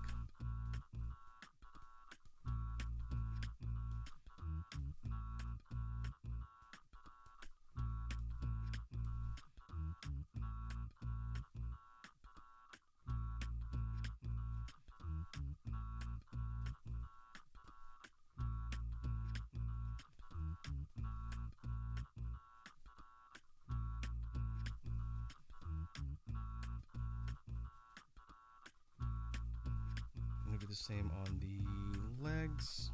We'll add the same color assignment for the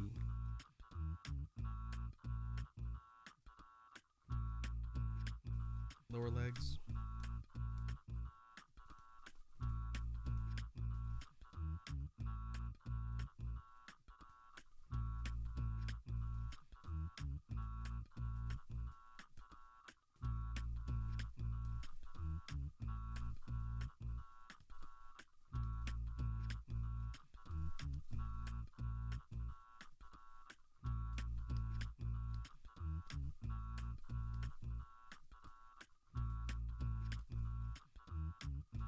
Okay.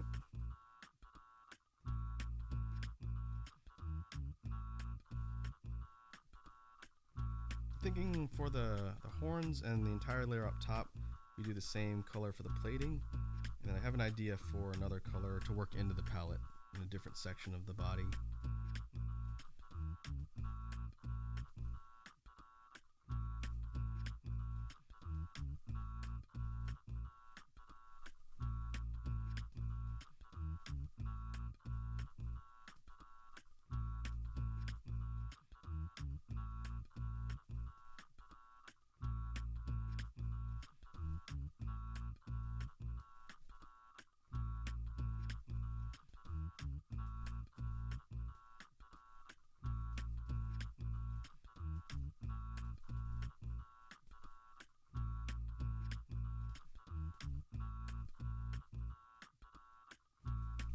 Might be faster if I try and shift select this stuff. That's what I would normally do, but my keyboard is so far away from my tablet compared to where it normally sits. That's kind of a pain to do with the mouse. Let me see if I can try and do this and speed this up a little bit.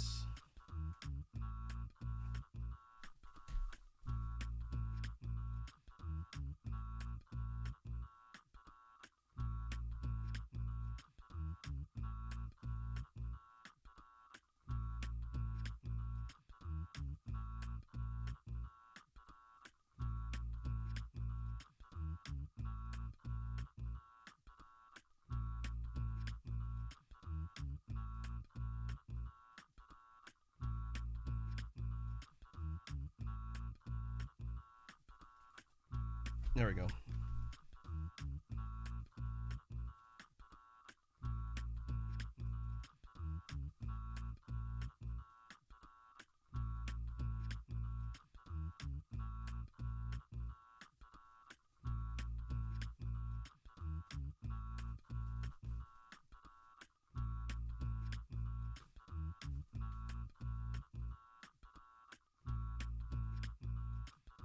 Yeah, I think I'll come back and do these smaller sections when I do the cleanup. It'll be easier to do just using the area select tool. But for this section down here, sort of underside of the tail, which moves down and eventually gives way to sort of the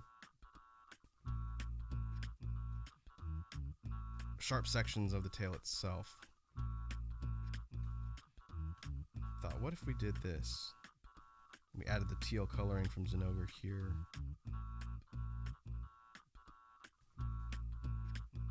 And likewise for the claws. Since the claws are normally this dark green color, I thought, what if we actually, if we do that, then this thing's going to look like it's primarily got the color scheme of Zinogre. I think I'm going to make these dark to match Narga's claws.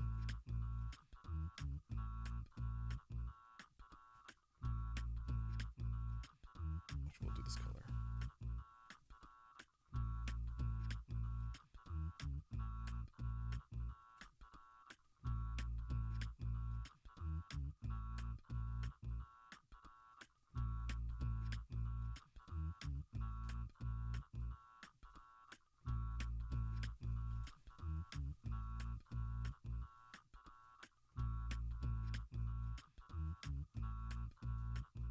Okay. Yeah, I think that'll work.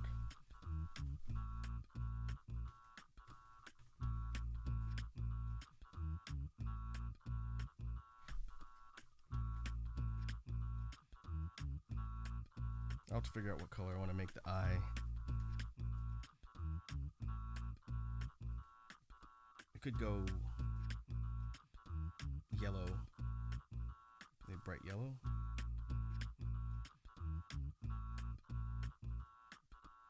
A paler, lighter yellow. It's going to separate itself color-wise from the gold plating here.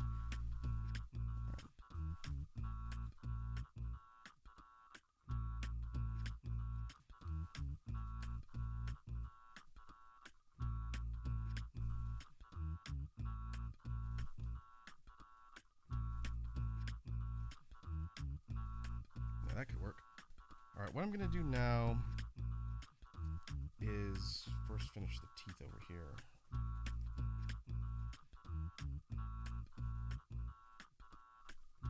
Get this filled in, and then now I'm going to start doing the color cleanup with fill-in sections that are currently just have empty space from the way it filled. And then once we do that, we'll take a look at our master color palette and then see if we need to make any tweaks. It'll be easier to do that once the color is completely filled in and there's no missing spots.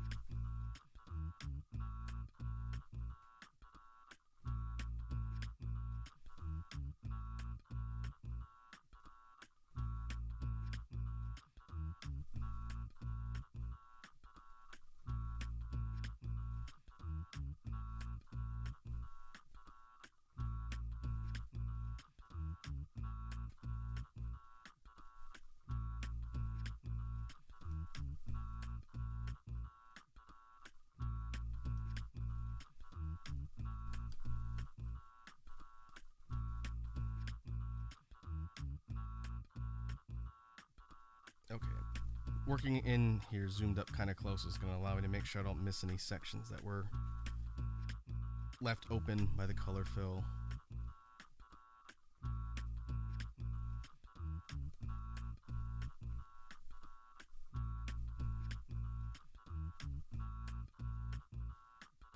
We'll save.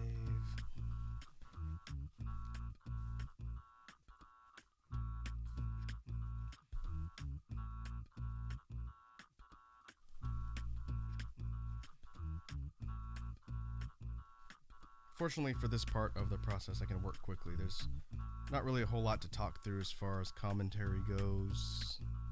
I'm just basically treating this like a coloring book and touching up all the sections that need to be touched up.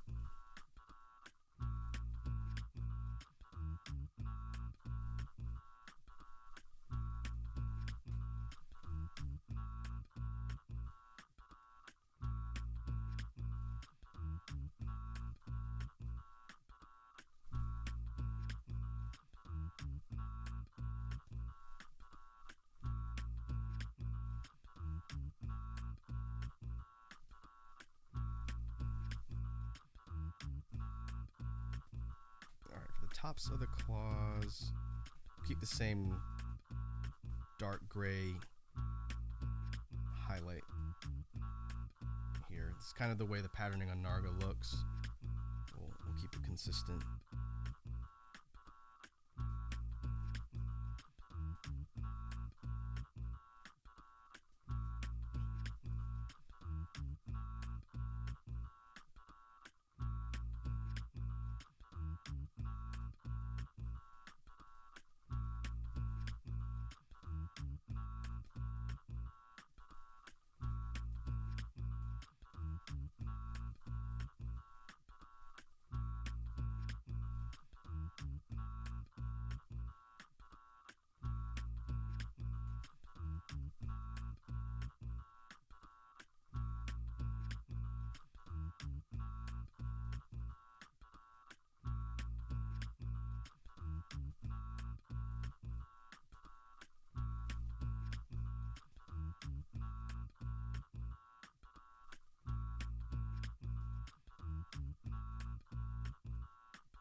Alright, I think that will do for this section. We're almost done with the hands.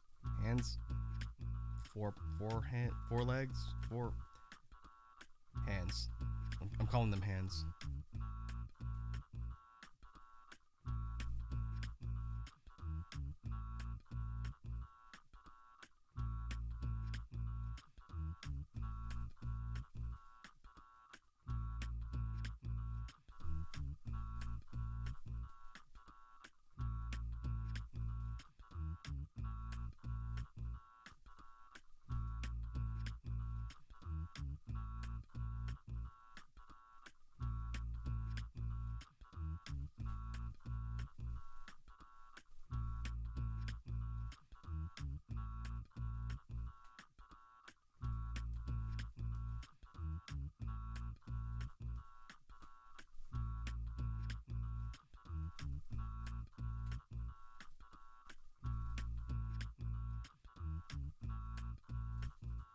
Okay, we're making decent progress here.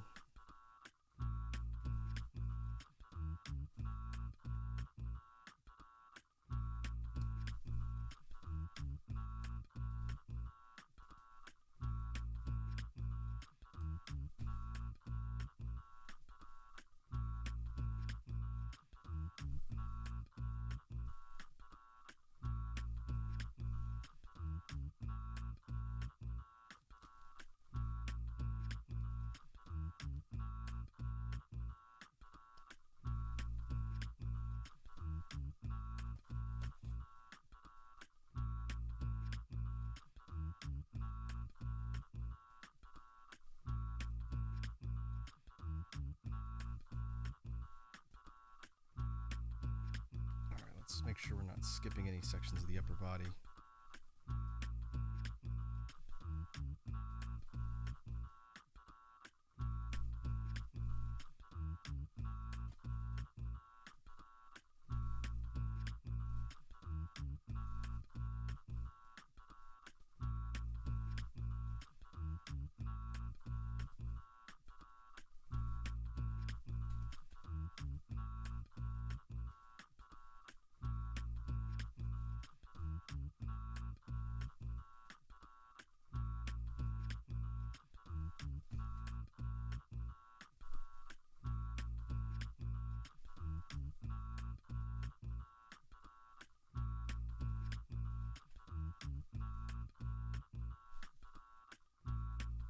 Alright.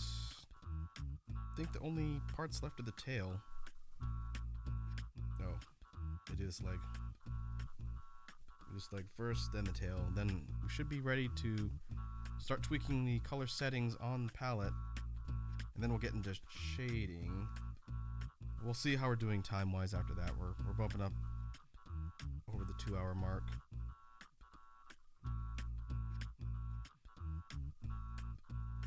I do need to eat dinner at some point.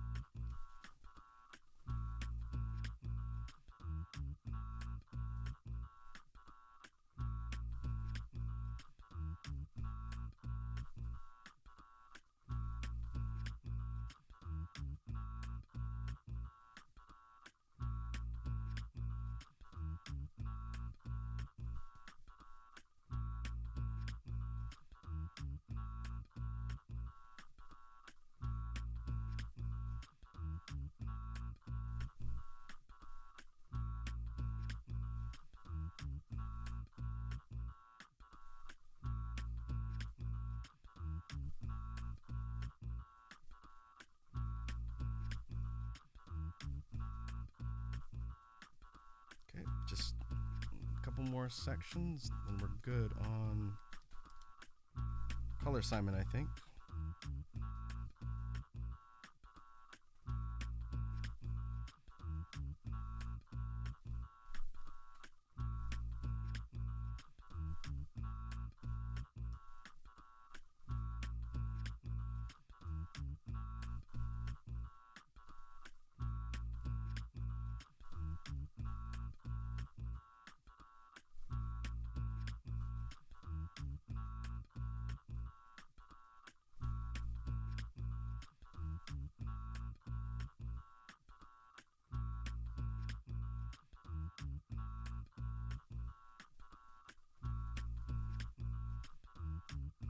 All right.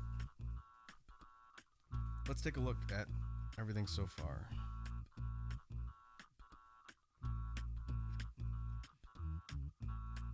Hide our color palette.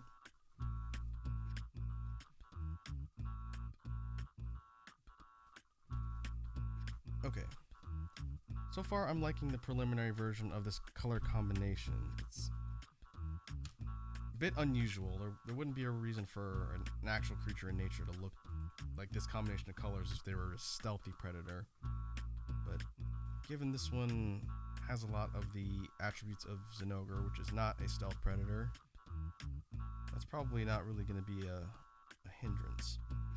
But let's see. We've got everything assigned to one layer, I hope, or I'm going to cry. Alright, good.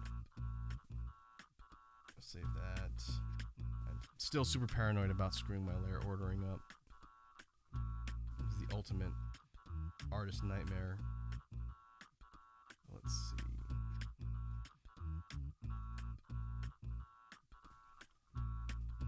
Tweak the hue settings and see.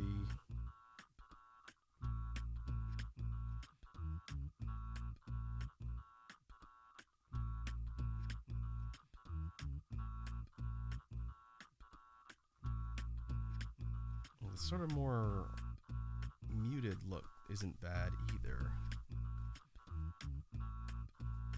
It almost looks like the shelled plating is a bit more rust colored.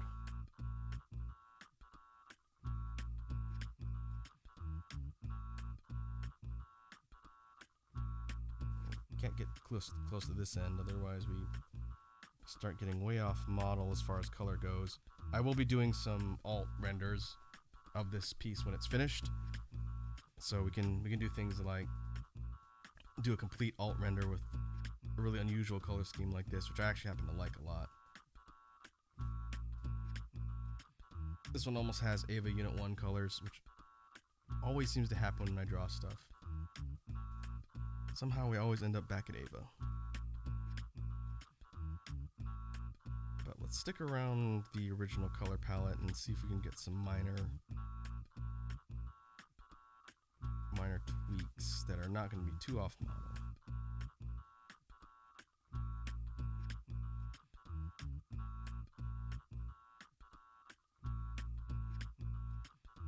I think just a real slight darkening of hues is going to be good. Yeah.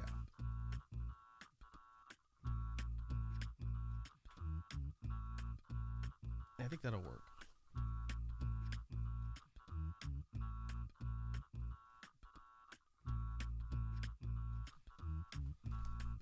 Well, let's see. Time-wise, I think we're doing okay. I'm gonna start working on the shading and see if I can get through the whole thing, putting down the rough shading.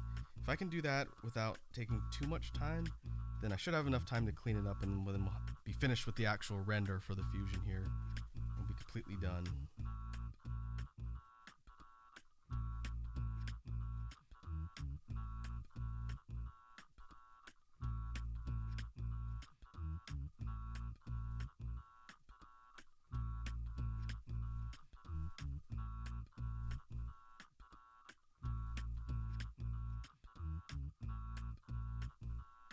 Can't go too much darker on this without hitting basically black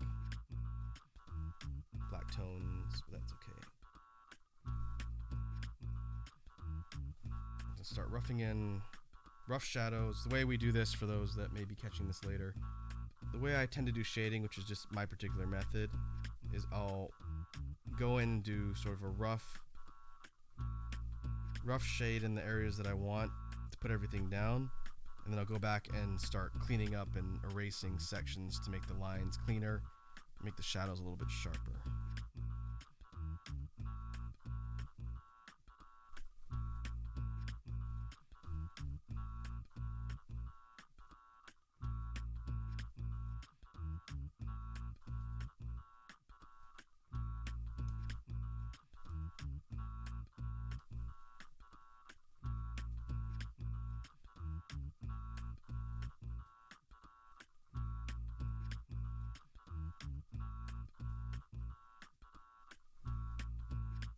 And won't worry too much about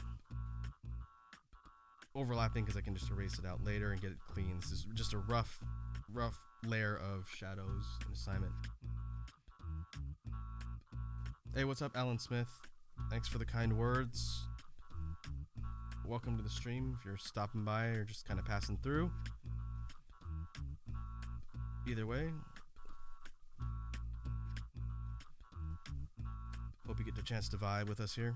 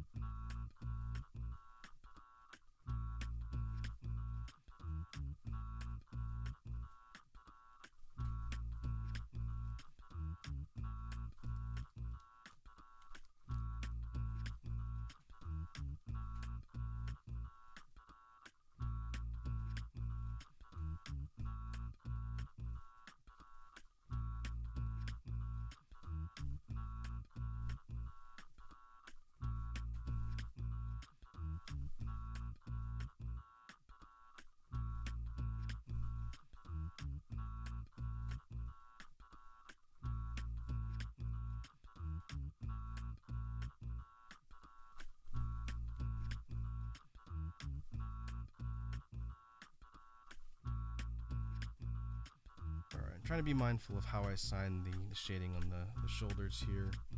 We do want to create the sort of illusion that these tufts of fur are falling in a way that's going to give them some shadowing. I need to pay attention to the layers above and make sure we're not confusing our light sources.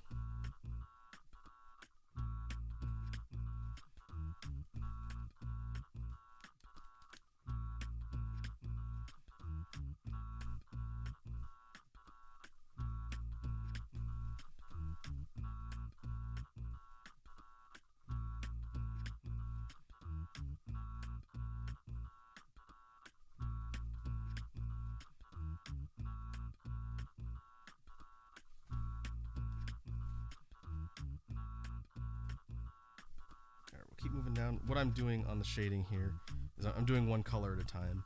Let's do the dark blue first, get all those areas sort of locked in, and then I'll go in and do the armored plating, the gold next, and then we'll move through from there. So I'm not constantly changing colors on my brush.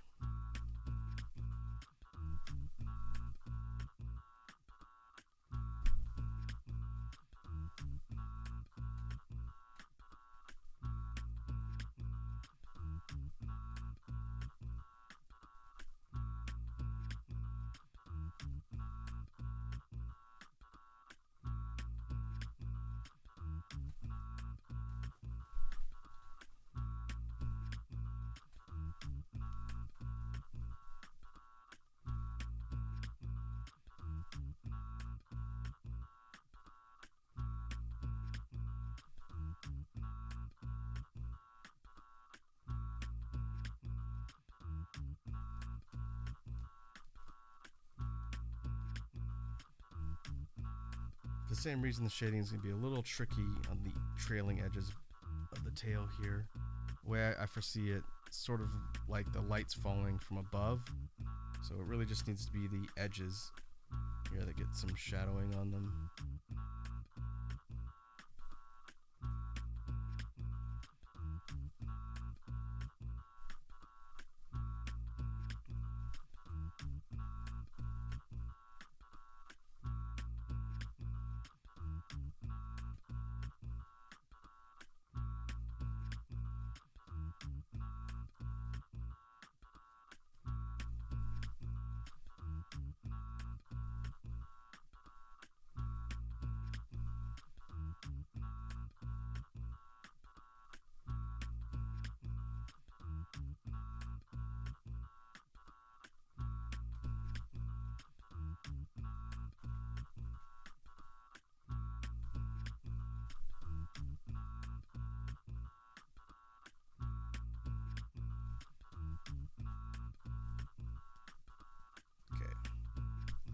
Again, we have a really rough blocking in of shadows here, because I'm going to go in and clean it up at the end.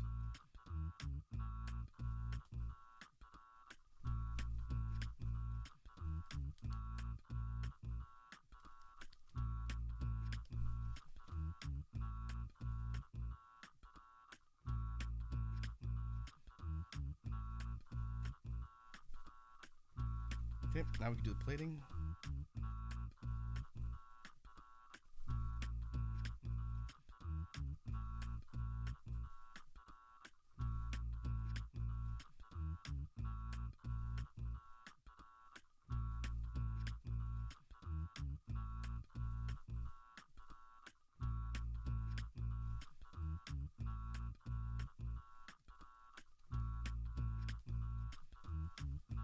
Maybe zoomed out a little bit too far. Trying to see if I can save some time by zooming out, but I think it's just going to make my shading a little more regular if I do that.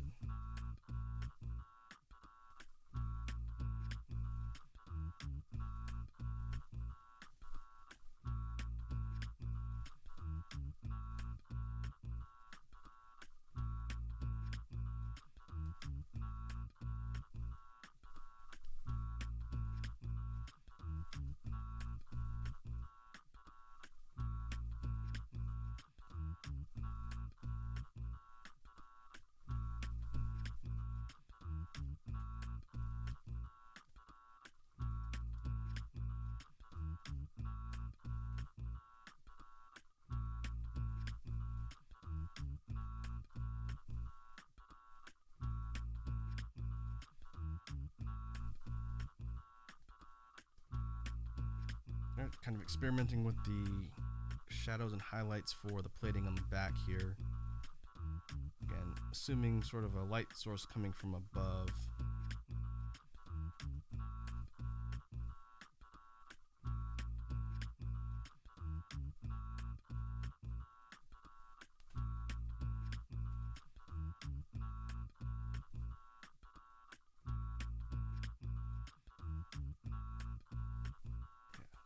Do.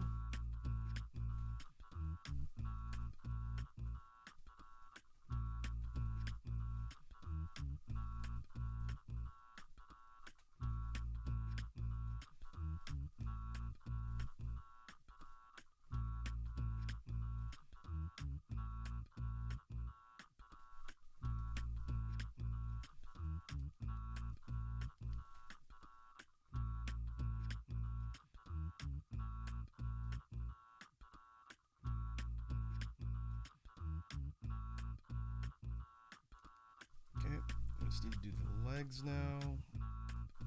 Then I can do the claws. And a couple more sections. We'll sort of wrap up.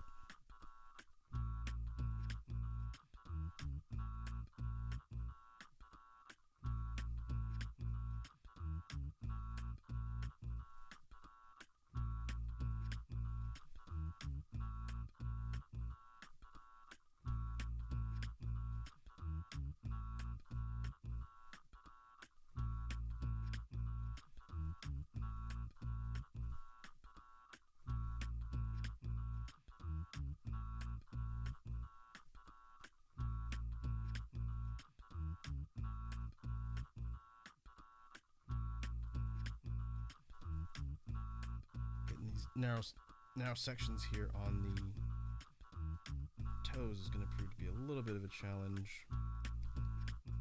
Just to make sure I don't miss the sections. I can play around with the highlighting to make sure shadows look good, but if I just flat out miss the section, it'll be pretty glaring as far as flaws go.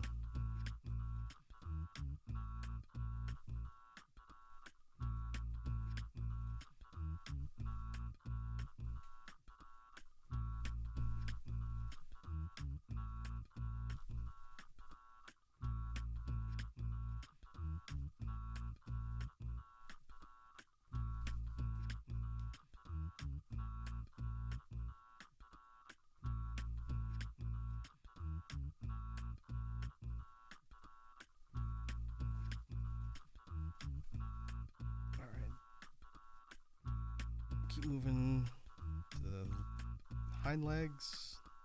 I think because these are being obscured by the lower body and the other limbs, majority of these are going to be kind of shaded in.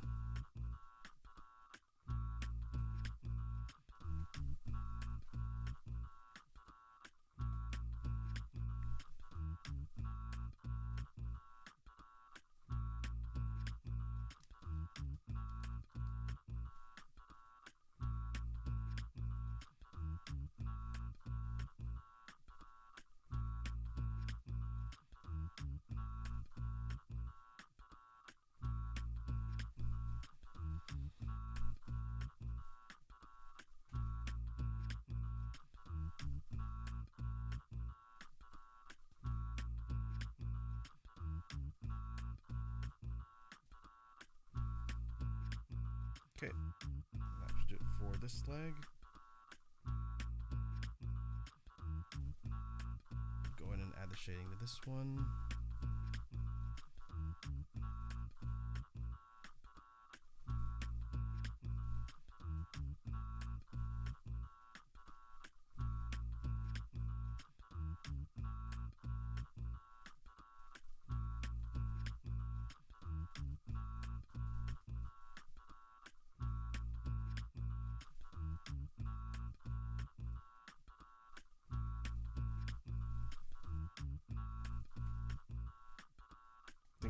Following the contouring here and making sure the shadows are sort of kind of logically falling where they should be important.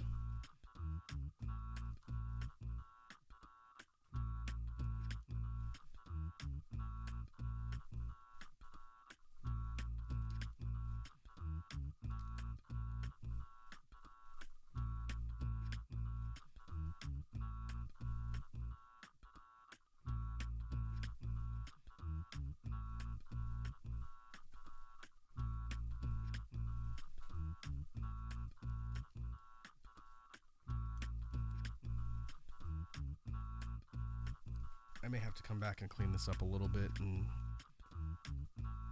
make the shadows make a bit more sense, but that's okay. We'll get it roughed in for now, and then we'll come back in and clean that up towards the end. Okay, now we do the claws.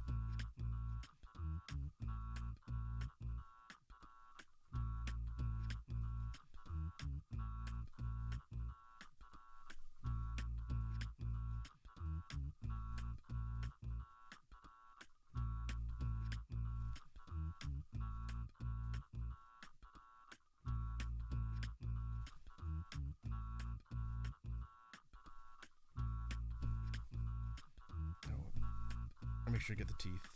I won't forget to do the teeth. If I go back in to do the face, we'll make sure we get the teeth highlighted and shaded. That would be a gross omission if I missed that.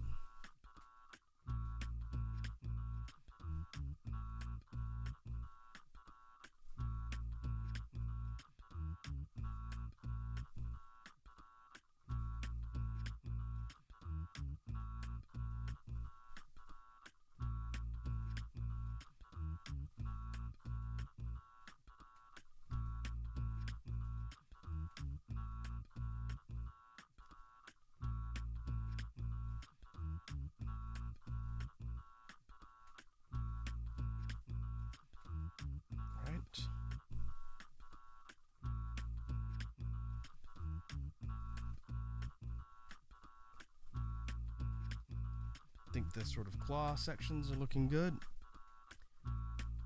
Now we just need to go and do these teal underbelly, what do you call that? Undertail? Undertail. Yeah. Whatever you call this. Go ahead and add the highlights here. Shading.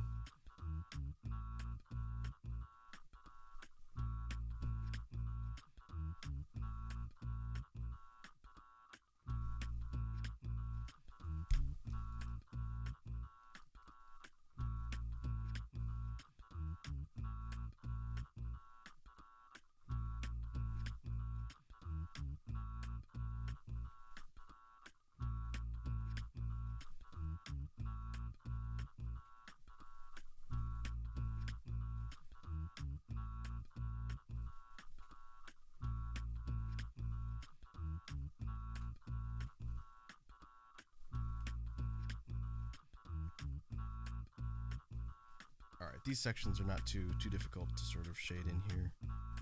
Just following the angle, keeping in mind the way the fur is falling around them to get that lighting to fall just consistently.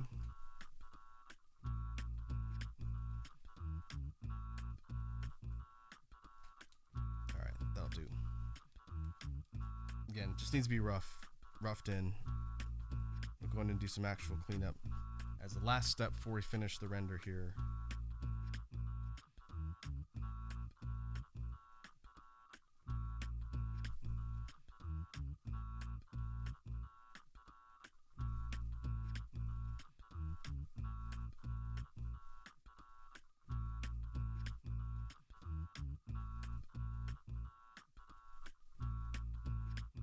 Okay. You can add a little bit of texturing on the red marks around the eyes. Remember back to our sample, Nargacuga has this sort of red furred highlight around its eyes, which is a pretty signature attribute of its color palette. I wanted to make sure and keep that in here. It also creates a good striking contrast with the eye.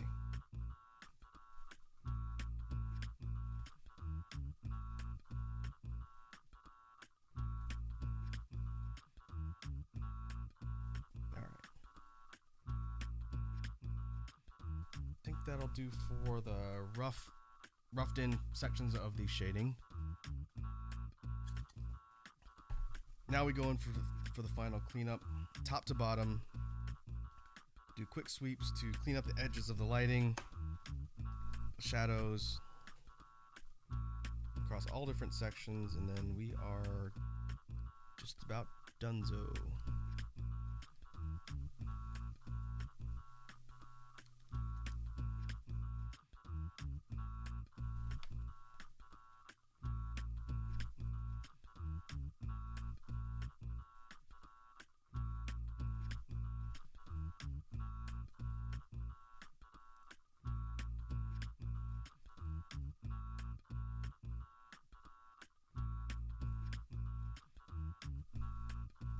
Also a final opportunity to touch up any sections on the color layer or the shading layer that need to be fixed.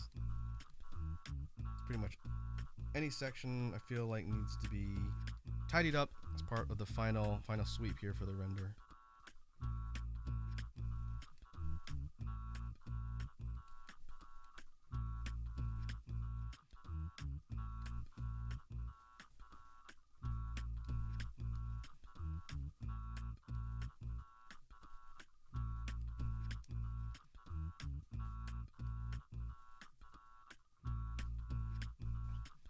think I'm gonna move down the chest, do the shading here, work my way to the hands, then I'll sweep back up and go for the areas along the back too.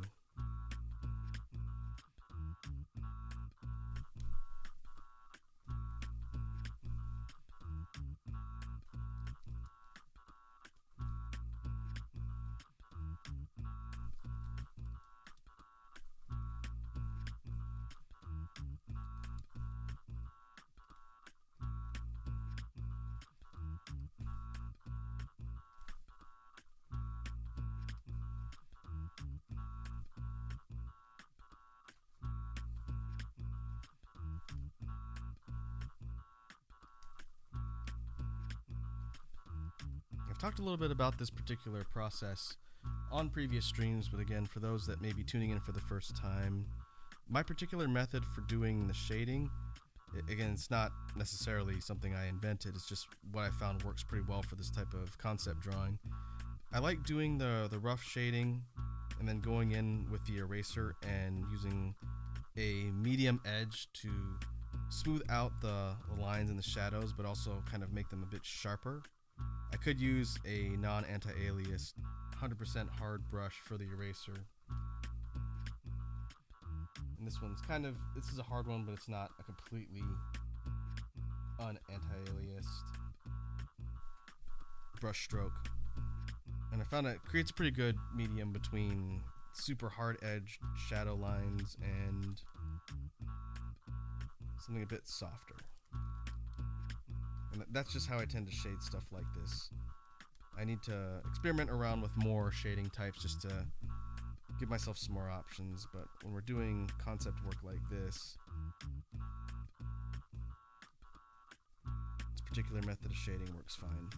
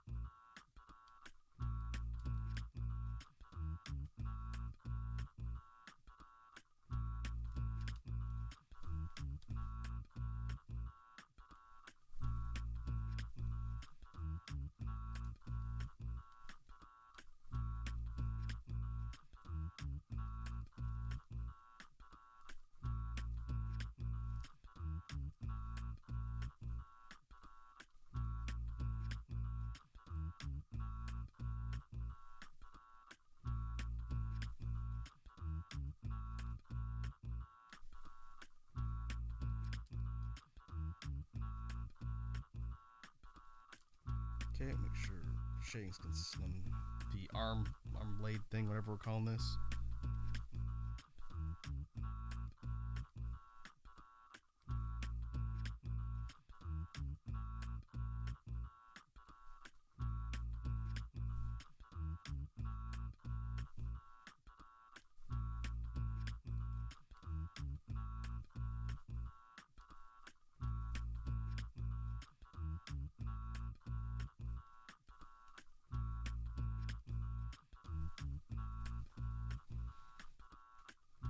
Right, keeping in mind that I need to go up and work on the top of the body and the back, we'll just keep doing the limbs since I'm here, be consistent.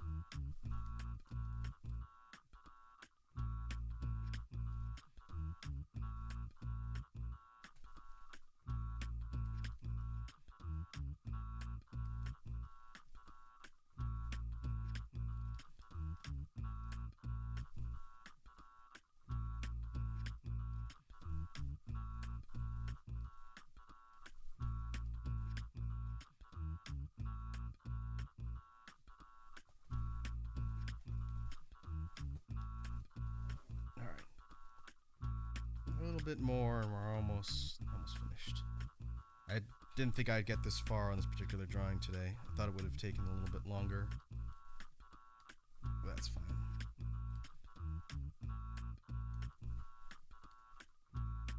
Like I said before, I'm not on a timeline for any of these projects, but I don't want them to be time sinks on the stream where it's just one particular concept piece and nothing else for like 5 streams in a row. I think people would probably get tired of watching me work on the same thing for that long. Vice, just more dedicated, longer streams to finish the product and move on to the next one.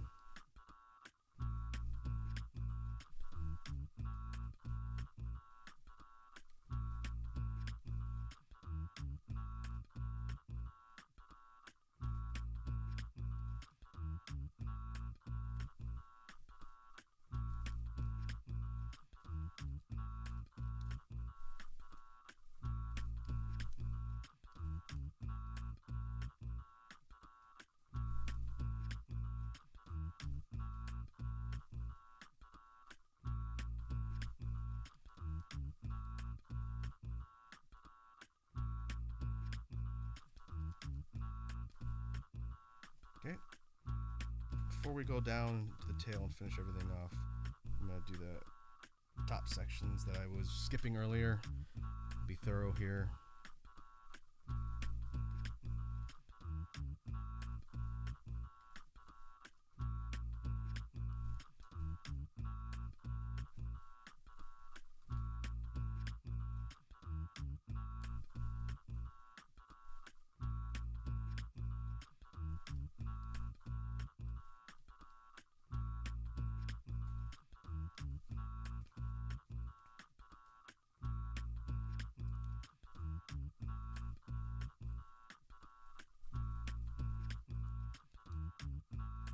Okay, that actually didn't take very long at all.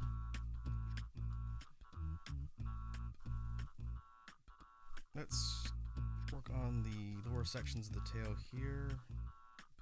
Then we'll do our final checks. Be done.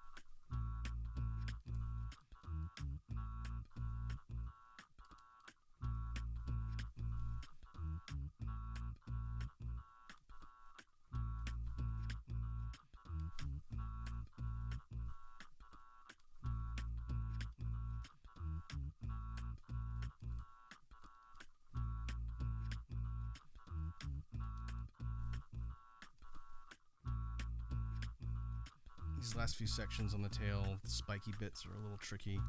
I need to pay attention to where the lighting's falling and not have the shading go too wonky.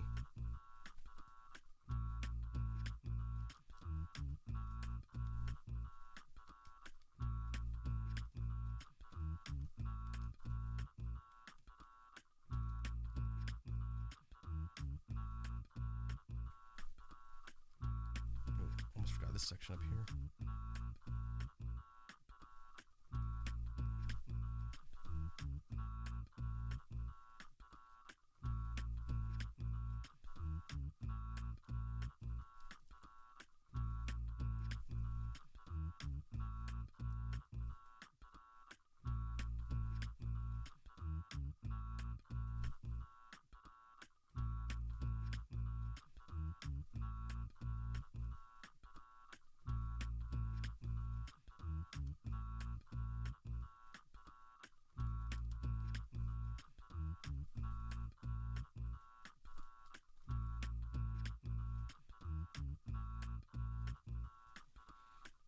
All right.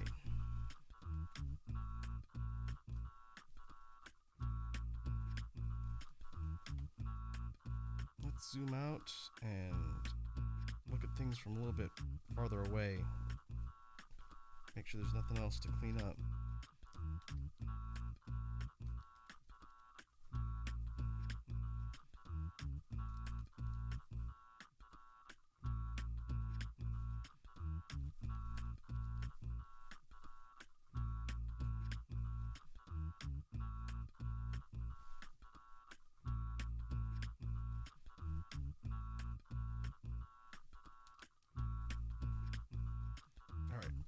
putting the pen down, and we'll zoom out.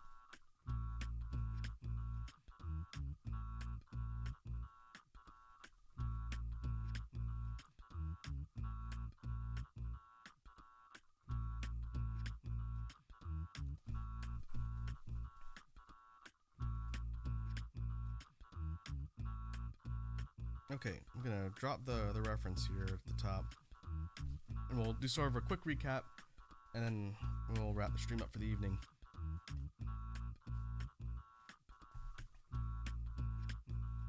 So I think this particular combination does a decent job of incorporating elements from Zinogre and Nargacuga. The color palette came together a lot better than I thought it would. I thought there'd be a lot more trial and error when it came to combining the color schemes. But based on that, I think we've successfully incorporated notable design elements from both monsters. Where's my cursor? There. Right? Oh, no.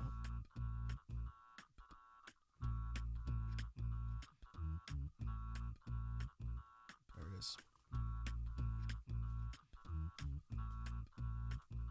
We could do as sort of a wrap-up exercise, or hide this, is like I always do for these, as sort of a fun bonus. I think I called this one Zinogre.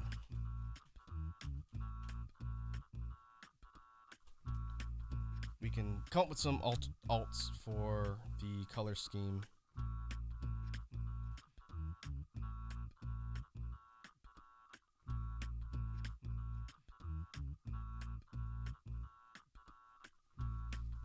And then we'll close out.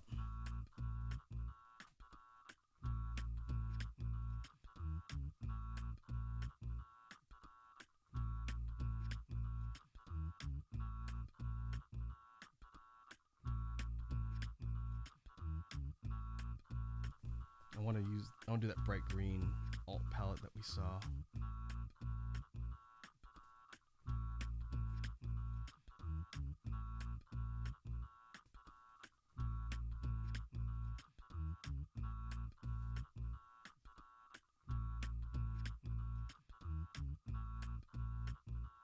Yeah. This is a pretty funky color scheme.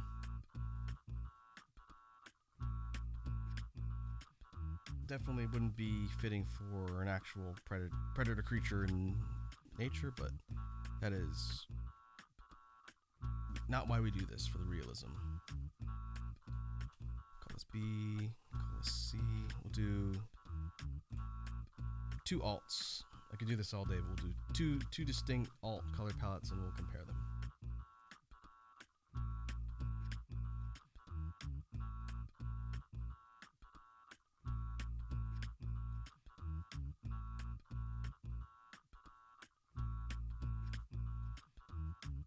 Oh, this is sort of the off rust colored one we did before.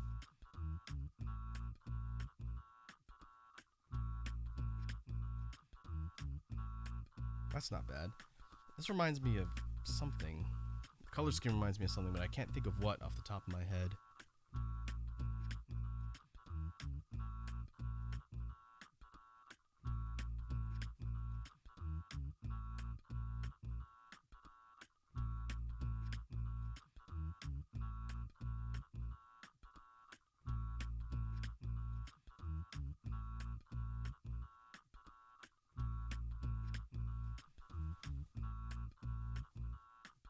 All right.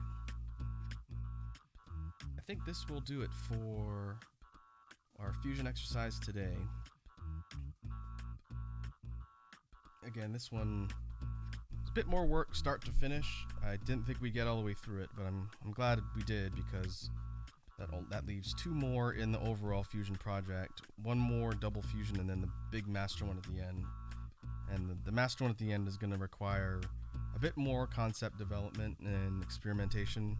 I did draw a rough sketch of a potential idea, but I think it's going to need some more iterations so we come up with something that's going to be a culmination of all of the different aspects of the individual fusions.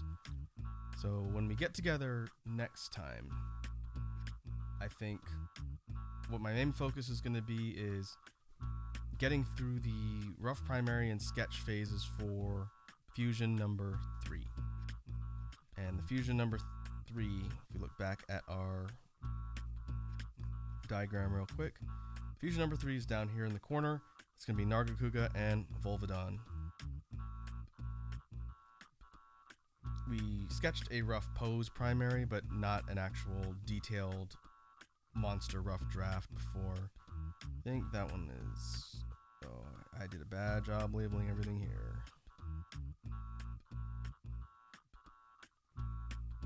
This one.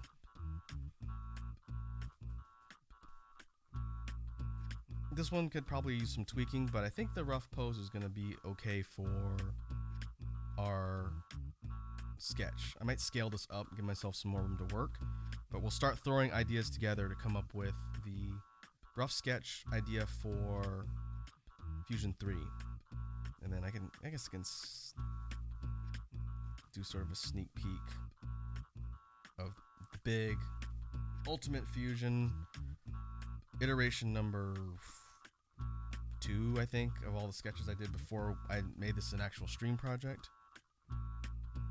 And that would be this one.